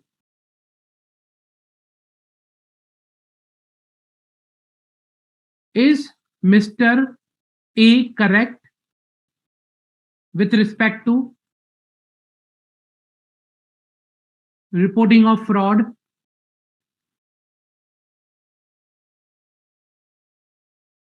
Simple. So again, to summarize, what is the scenario? Sorry. To summarize, what is the scenario? ABC Limited enter into agreement with DEF Limited for a supply of goods of 2 CR. Okay, 2 CR, and they paid advance for supply. DEF Limited when closed its operations and vanished from the market. The company is not there. Okay, by committing the fraud. Now, Mr. A decided to wait for 1 more year. Okay, and they will, wait for DEF Limited to allow wait for 1 more year to allow DEF Limited to supply the goods. Okay, to supply the goods. No further reporting was done for this fraud. You tell me whether the actions are correct or not.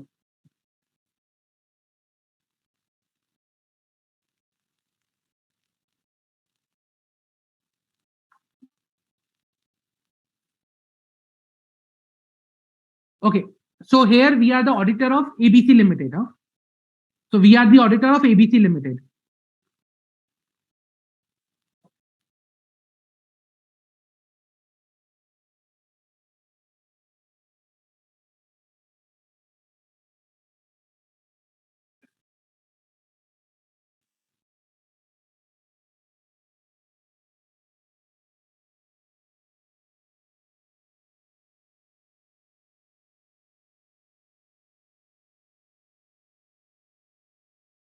Is the action of Mr. A correct or not? And why? Reason because why?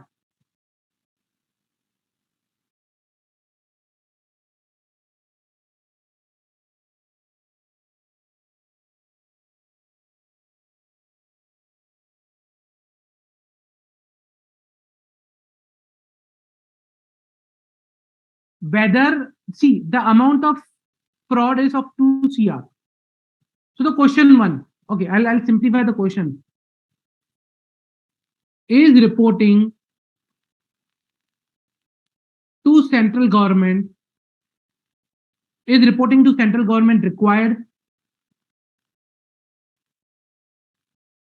Simple. First question. Is reporting to central government required in the current case?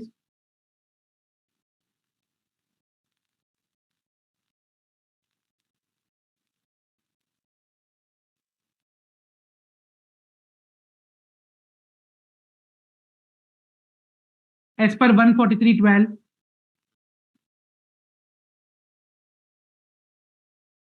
there's a fraud of more than 12 CR or more than 1 CR identified by what you say, the auditor.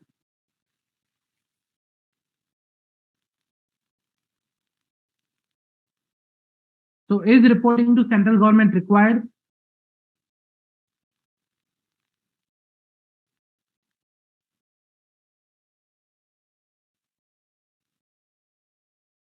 Understand the transaction. The transaction was between ABC Limited and DEF Limited. DEF Limited is a third party, non-related. They took away the money that was provided by ABC Limited and did not provide any goods to ABC Limited. There was a fraud by DEF Limited.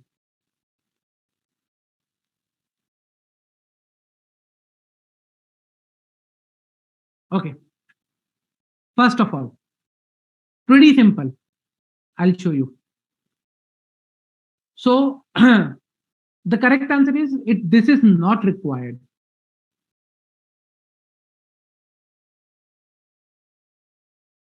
Okay, not required.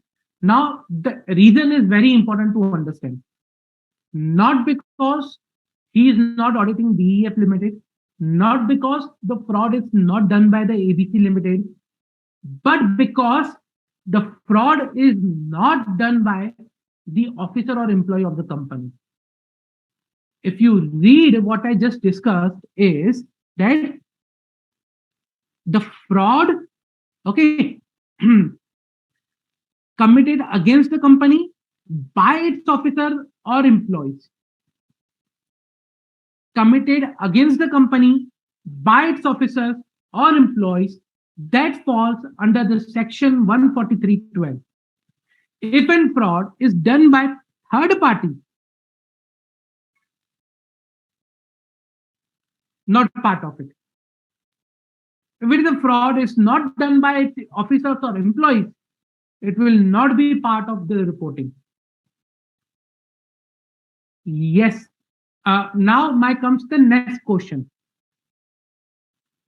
Is any additional reporting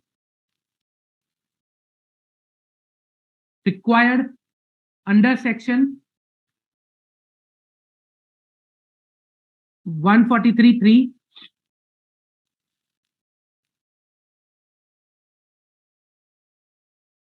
So I'll tell you upfront for answer for this. Under section 143.3, most of people you might be saying it should be reported for adverse functioning. Okay. Now the point is, this is a fraud done by third party. If you see the provision for the adverse functioning of 143.3, it says that observation, comments of the auditor on financial transactions or matters which have adverse effect on the functioning of the company. Okay. Now, if there's any transaction which has an adverse effect, for example, if the amount, okay, in the current scenario, 2 CR, let's say for goods and supply for 2 CR is a big amount, okay, and which can disturb the functioning of the company, yes, then it will be reported here. Provided that should have an adverse impact on the functioning of a company. That depends upon the materiality of amount for the company.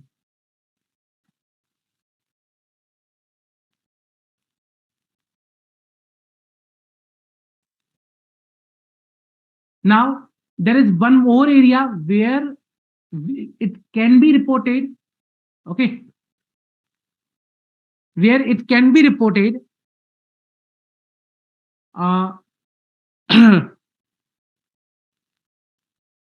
Most people will think, like in Rule 11, whether the company has disclosed the impact of any pending litigations on its financial position in the financial statement. Now, most people will think whether to report in this Rule 11. If you are thinking on to report under this, then this is not correct. I'll tell you the reason. When I talk about disclosing a fraud, okay, and the impact of that on our financial position, it doesn't have any impact on our financial position. It is not a contingent liability for me. So when I talk about point A over here, whether the company has disclosed impact of any pending litigation on financial position, do this litigation, let's say for example, if I go into the litigation in the current case scenario also, will this litigation have any financial impact on my, will have any impact on my financial position? Answer is no. Reason, because I already paid the amount. It's there in my books of account. There is no further liability that I can record in the current scenario. There will be no impact on my financial position. So this will not form part of that particular litigation item. Clear? Very important. So 11B talks about litigation, like, pending litigation which may have impact on my financial position. Let's say some amount I'm required to pay. For example, tax litigations. There is a pending tax litigation. So it is said that whether that has been disclosed in the financial statement. If not, then we need to report it here. If there are pending litigations already discussed in the financial statement, fine, no need to report anything.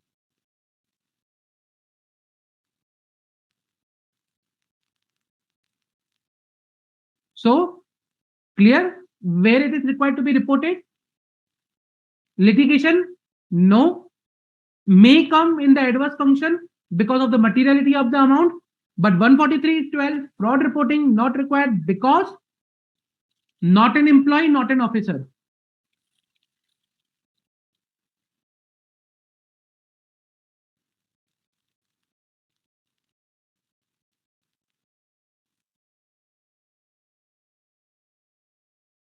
I hope it is clear.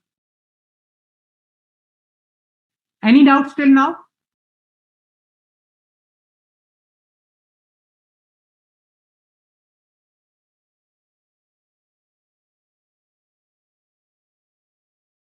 Any doubts?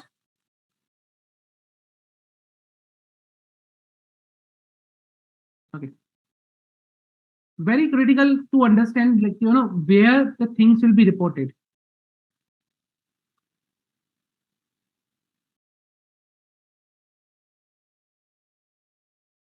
Okay. Now I will discuss something with respect to the government companies. Okay. Audit of government companies.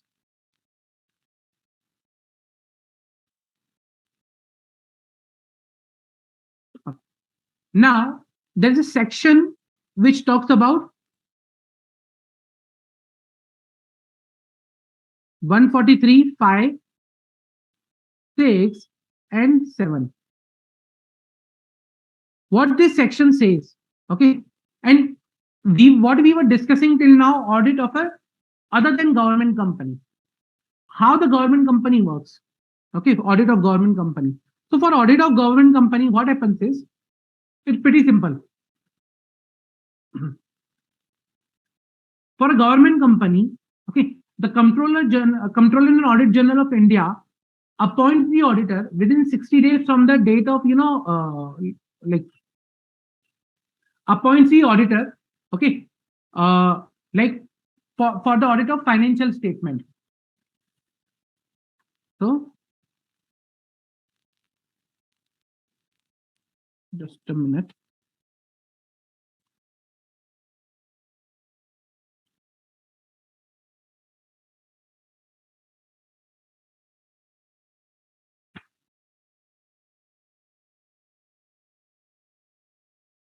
I think there is some issue.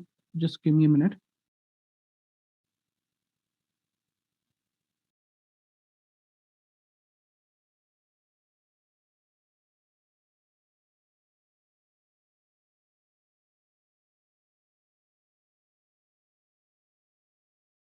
Hmm.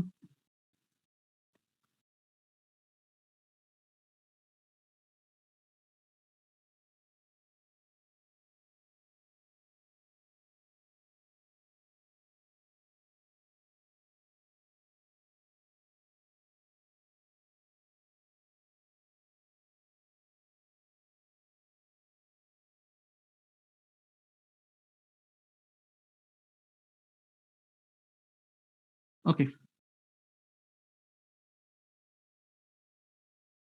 So CNAG will appoint auditor for government companies.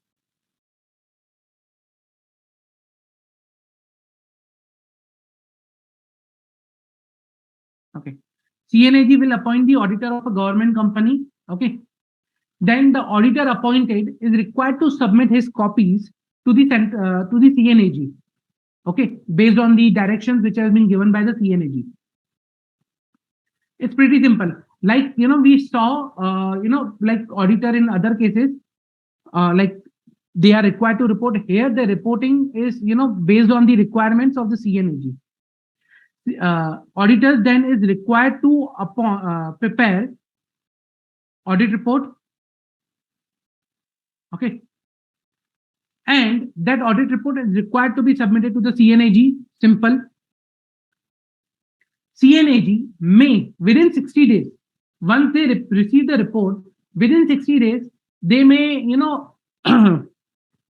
have a right to either, direct to supplementary audit. Okay, so once they receive the report,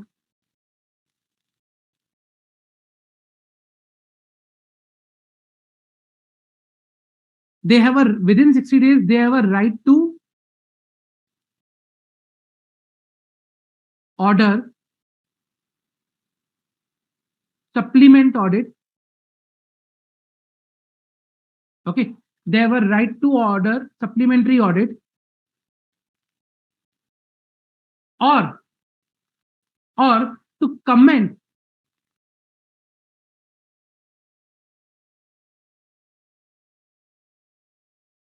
upon such supplementary audit.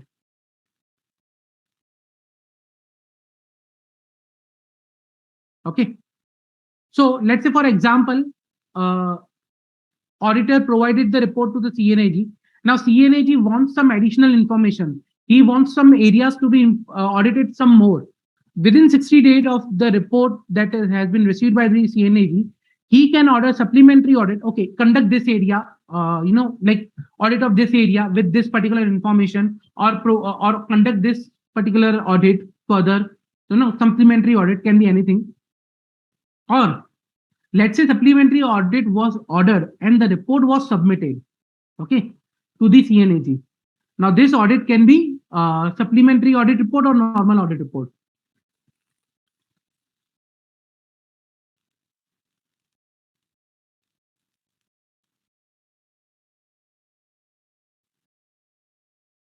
Okay, now if the supplementary audit report was received by the CNAG, within 60 days, CNAG can make comments on that. Okay, whether the audit report is appropriate, any observations identified, comments on that, and everything. Okay. Now this audit report, if CNAG makes any comment, or if CNAG orders any supplementary audit, in both of the cases, it shall be circulated to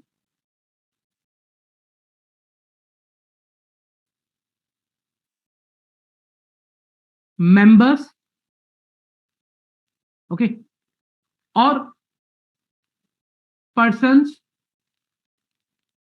entitled to receive copies of audited financial statement.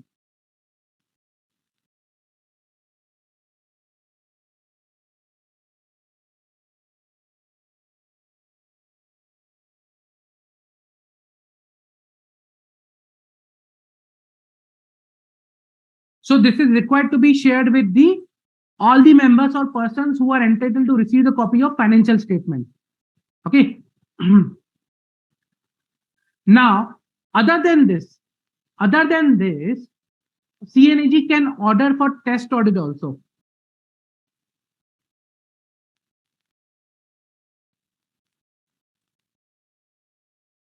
CNAG can order for test audit also. Okay, like if it is a government company, they can order, and for any particular reason, like that they are not satisfied with a particular particular area, particular operation, or something like that, they can order a test audit, okay, to be conducted of the accounts of the company based on the their direction, and that auditor will perform that test audit.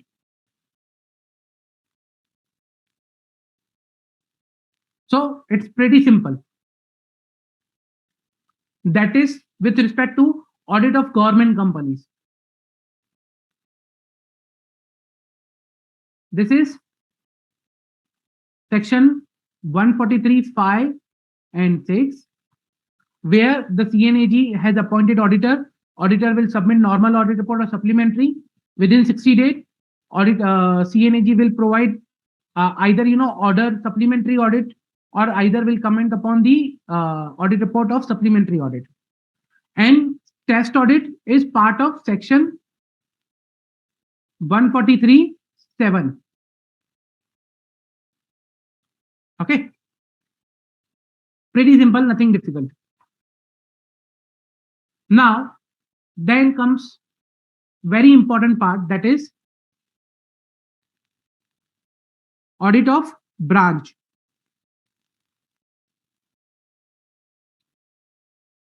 Now, audit of branch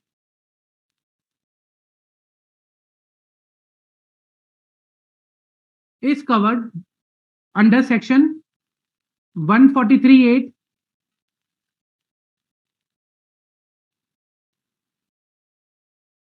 Okay, and what 143(8) says that.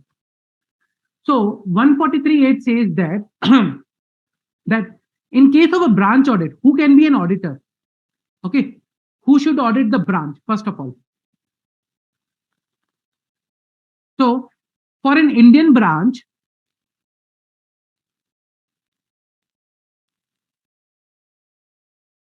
the auditor can be either the auditor that is for the company's auditor can be the auditor, or any other auditor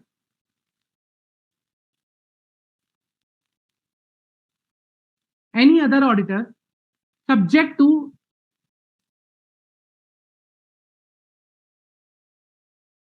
any other auditor subject to 139.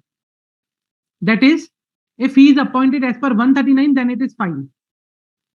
Okay, if it is allowed to be appointed as an under 139, then it is fine. So subject to 139, any auditor or company auditor. For a foreign branch,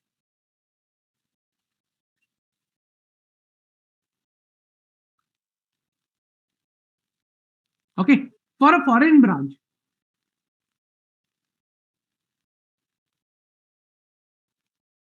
either it can be company auditor,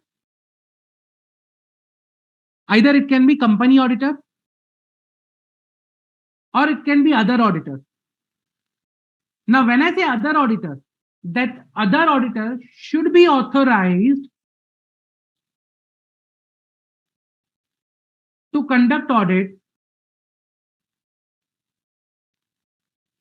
under the laws of that country's regulation or laws.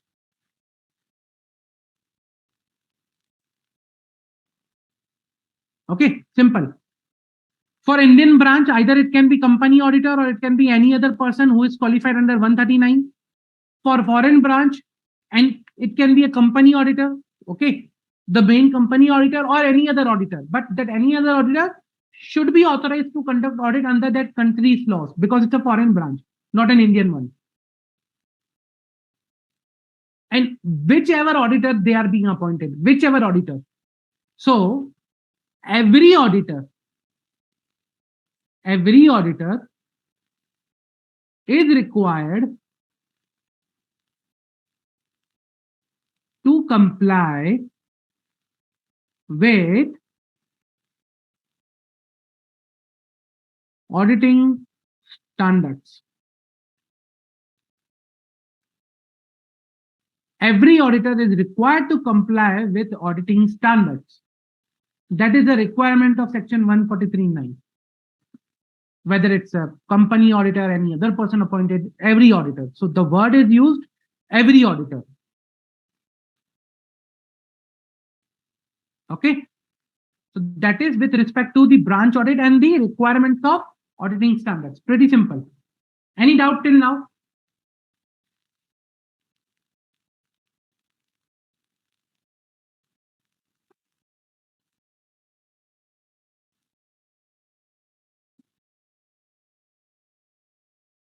Okay, very good question. If there is a fraud by company on outsiders, then where it will be reported? Okay. Now it's a by company on outsiders. First of all, if it's a fraud by company, then how will you identify it's a fraud? It is something to be reported by the person on which it is being committed. Number two, it is required to be reported under like 143(12). So 143.12 talks about committed against the company, okay, by its officer or employee. Now see, uh, in most of the cases, company cannot commit fraud. Generally, frauds are committed by the person. It can be officer, it can be director, KMPs. Company cannot as a whole commit fraud. So it will be a audit. It will be an officer who will act beyond its authority usually. So that will be against the company by its officer or its employee.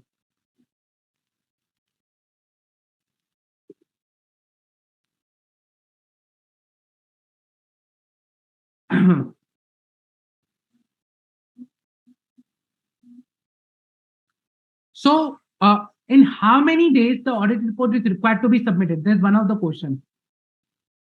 What I will suggest is, in each of the scenarios, see, for a statutory audit, we do have the due dates available. That this is the date by which the audit is required to be closed. Okay. The signed audited financial are adopted in the audit journal AGM. So by this way, we do have, even in case of government audit, if there is a requirement earlier provided by CNAG, we need to add that too. So in government audit, majorly it is the requirements that are shared by the CNAG. What is the difference between supplementary and test audit? See, supplementary audit is the audit when the main audit has been done, CNAG is not satisfied, he orders a supplementary audit. What is the test audit now? Test audit is irrespective of the first audit or the main audit has been carried out or not. If CNAG has a reason to believe that they need some further information about the processing, about the area, something like that, they can order the test audit. So see, test and supplementary. Supplementary is over and above something. Test is you can over the not the normal audit, but something different during any point in time.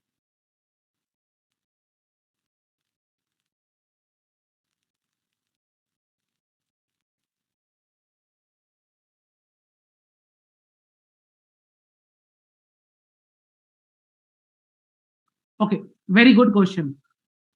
If the auditors are required to be appointed by Companies Act 2013, then how a foreign branch auditor will be appointed as per their laws?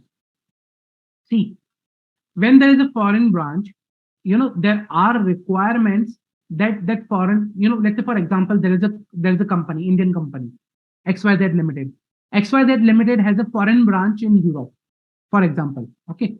Now that foreign branch is required to get registered in Europe also with their registrar of companies. The same way it is in India, like a foreign company's branch in India is required to be registered as a foreign branch with MCA. Same way, let's say it's required to get registered in Europe also. Okay. Now the company is in India has appointed a company auditor. Okay. Now the foreign branch can appoint a company auditor and they can appoint another auditor also. It may happen because, let's say, for example, in that particular region, there is a requirement that the local person should audit either like the foreign branch and they should submit the reporting to the, registrar in their format. Let's say IFRS. Financials should be prepared of the branch in IFRS and they are required to be submitted to that registrar of the foreign land. So in that case, yes, foreign auditor can be appointed, but that foreign auditor will provide reports to the Indian auditor or the company auditor. And remember, there was a point that we discussed in the proprietary matters that how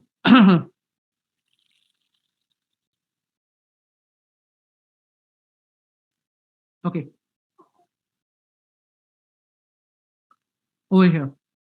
So here one was the point that how we had dealt with the books of like reports of branch and how we have provided the impact of the same. Just a minute.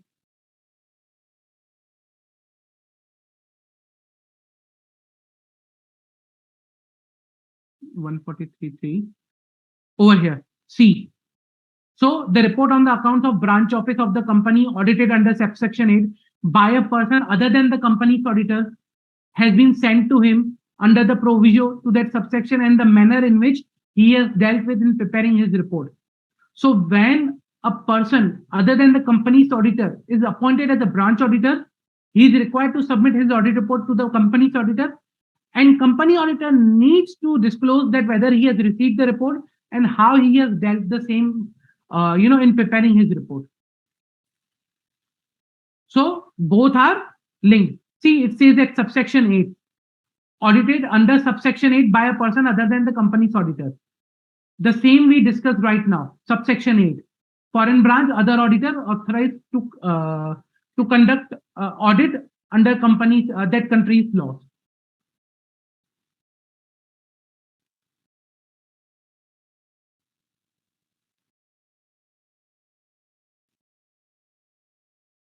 So there is a good question again. If the two laws contradict to each other in any matter, usually it doesn't happen. Laws basically they provide reporting disclosure requirements, okay, or you can say they might be stringent, but there are very less chances that are contradictory to one another. But if there is a contradictory to one another, let's say for example, one law says that okay, you are required to prepare financial in this way, another says that you are required to prepare financial in this way. Now if there is a contradiction between both of them, you need to comply both. Prepare two set of financials. One is required to be submitted as per the foreign law, one is required to be submitted as per the Indian law. So that is can be done.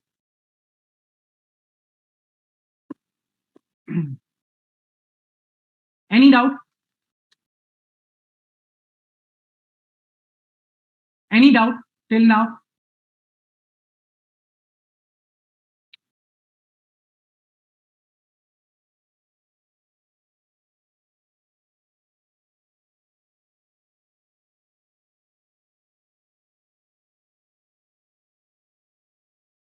Okay. Now,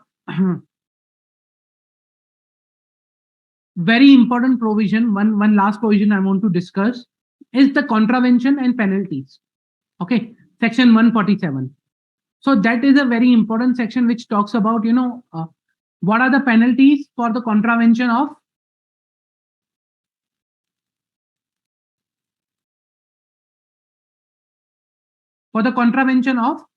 the particular section. Okay.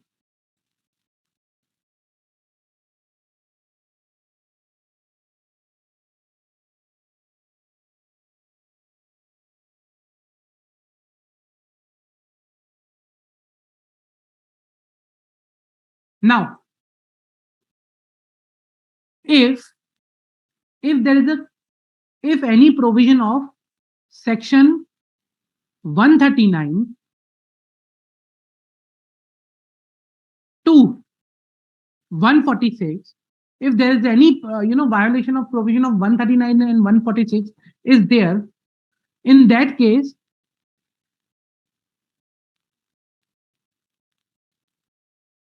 company will be fined, okay, will be fined for an amount not less than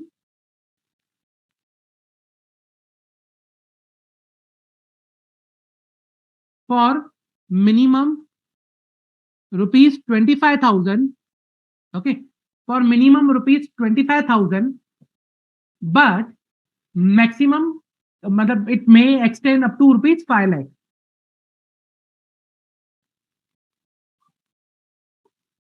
Okay, for the company. This was for the company. However, every officer of the company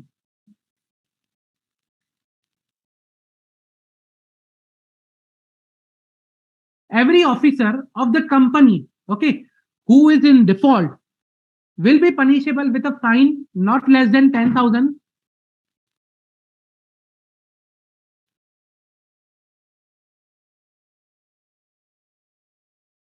not less than 10,000, but which may extend to 1 lakh rupees. So fine on company also, fine on officer also. This was 139 to 146. Now, if there is a violation by auditor, of section 139, 144, 145. Okay. If there is a violation by auditor of 139, 144, 145, then auditor, okay, will be fined or will be punished basically for an amount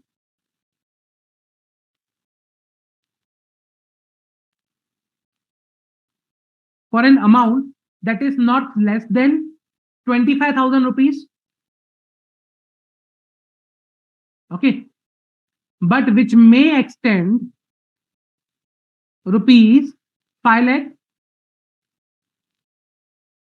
okay, or 4 times of the remuneration of auditor, or 4 times of remuneration of auditor, and whichever is less from this.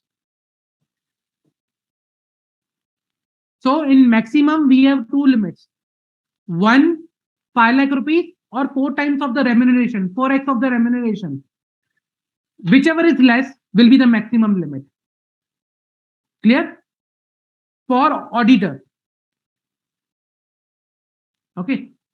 Now, if an auditor has contravened such provisions knowingly or willfully, okay, if he has contravened such provisions willfully with an intention to deceive the company or its shareholders, creditors, tax authorities, okay, then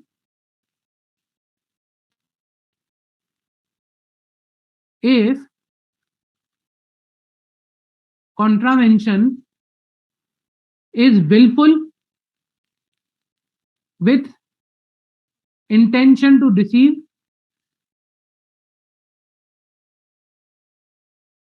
then the auditor will be punished, or will be imprisoned,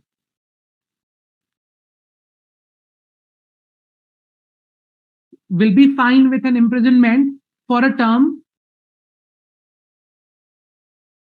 okay, for a term which may extend up to 1 year,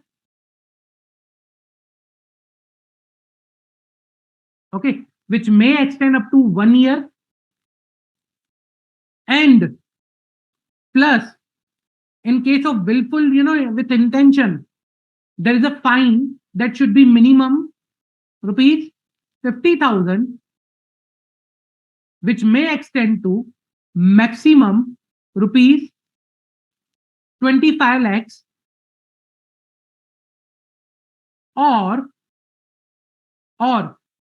8 times of remuneration, whichever is less.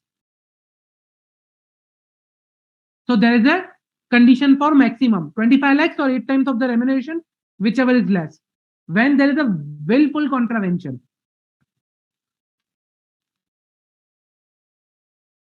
Okay, when there is a willful contravention, at that time this will be applicable. Plus, auditor is required to refund the remuneration. He is required to refund the remuneration received by him. Okay, pay the damages to the company's statutory bodies, creditors, or something. He pay the basically loss, or damages to the respective person.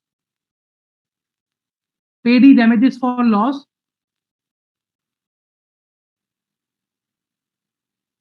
Okay, for incorrect reporting and also all such things. Okay.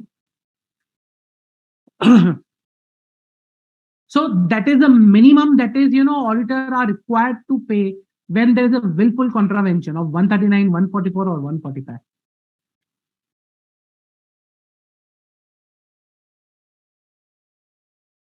Okay.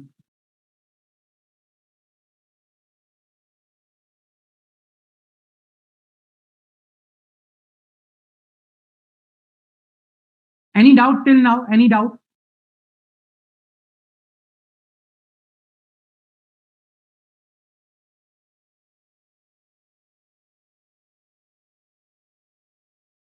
Now, there is one additional provision over here which talks about, okay, that in case of a willful, like if there is a partner in an audit firm who has acted in a fraudulent manner, okay, who has acted in a fraudulent manner, then that partner who has acted in a fraudulent manner will be, liable for the criminal liability. So, if in audit firm any partners acted in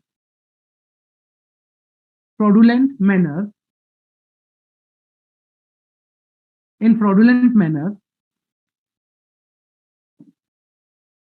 then these partners will be liable, will be only liable for criminal liability other than fine.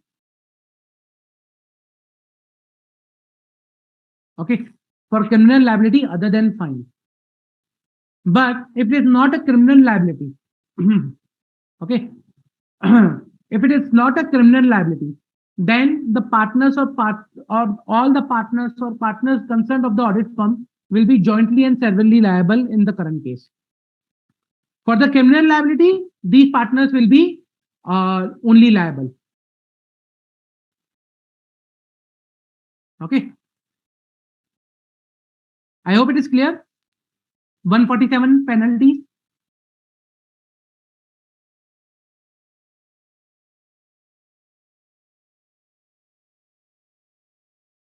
Any doubt till now?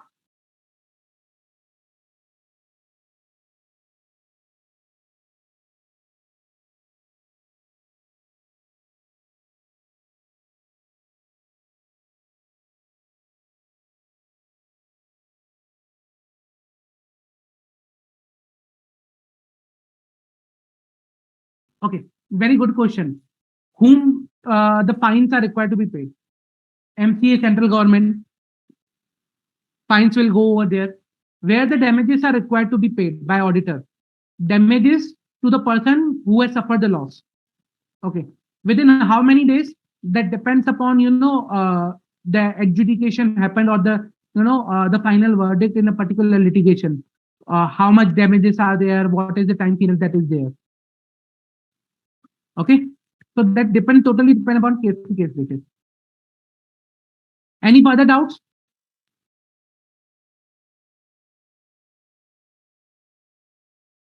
Any further doubts?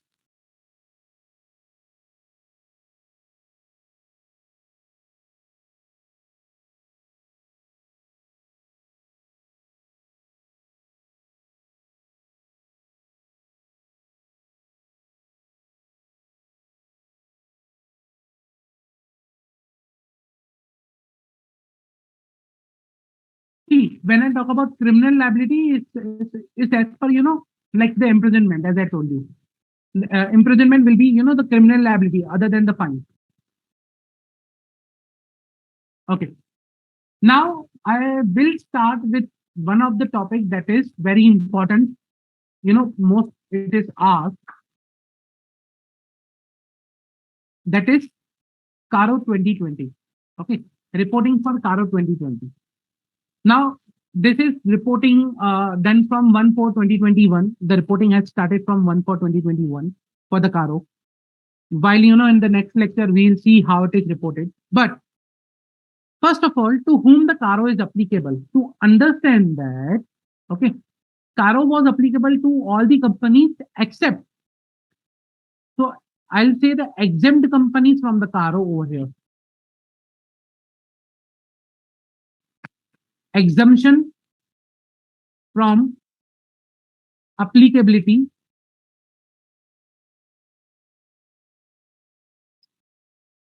of CARO 2020 reporting. Okay. So, which are the companies which are exempted from applicability of CARO 2020? Just to give it an example, simple short form. Okay. So, one is BIOS 8, means banking company,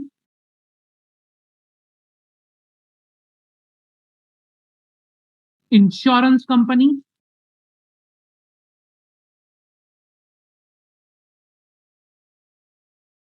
OPC, small company. And 8 stands for my section 8 company.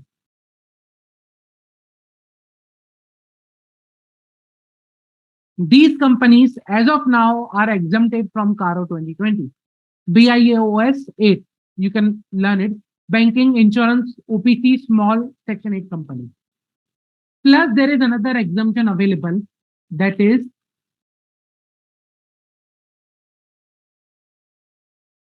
private limited companies, subject to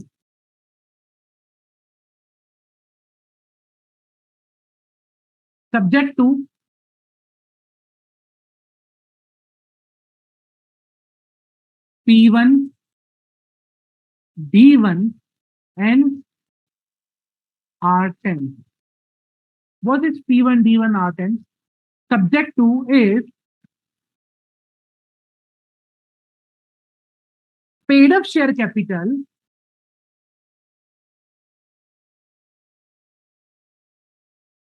is less than 1 CR, debt less than 1 CR, R is total revenue less than rupees 10 CR. Okay. This at any point. At any point. Okay. And this on balance sheet date. So if my debt crosses 1 CR at any point in time during the year, if my total revenue crosses 10 CR at any point in time during the year, I will lose this exemption. Okay. I will lose this exemption. So, subject to, if these are the conditions which are satisfied, I can get exempt myself from CARO 2020.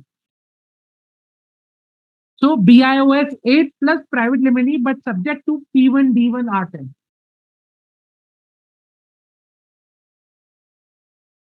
Clear? These are the companies which are exempt from CARO. Banking, insurance, OPC, small, section 8, private limited, but paid up capital less than 1, debt 1 CR less than 1, total revenue 10 CR.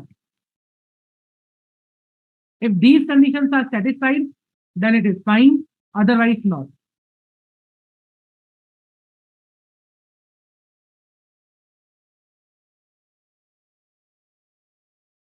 Any doubts?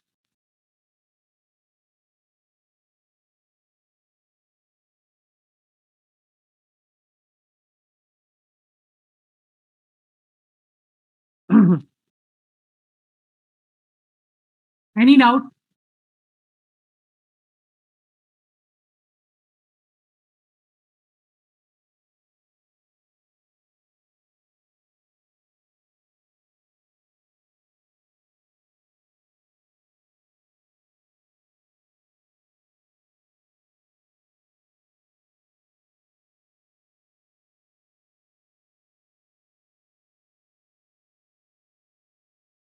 Okay.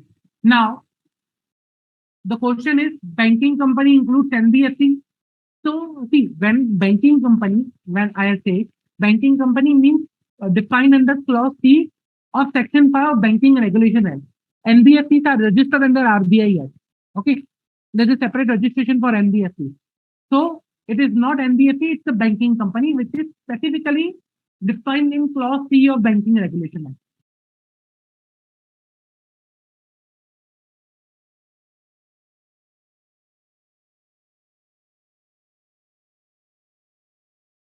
So it is applicable to every company except for these companies.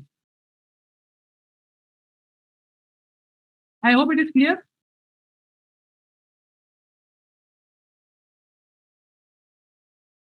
Okay. What I suggest is be prepared with in next lecture with the CARO 2020. I will be covering in detail with the MCQs, with the clauses of the CARO 2020 reporting, and we'll see a lot of examples. Even I will show you the live audit report based on CARO 2020. Okay. So keep ready in the next be ready for in the next lecture for this, and we will discuss in detail. Also, please provide your feedback. It's very important for us to understand whether you need something additional. Is it appropriate? Your feedback for us is very important. So please provide your feedback that okay about about the lectures. Okay. So if no further queries, thank you guys. Thank you for participating. Thank you for being present. I'll see you in the next lecture. Have a nice day ahead.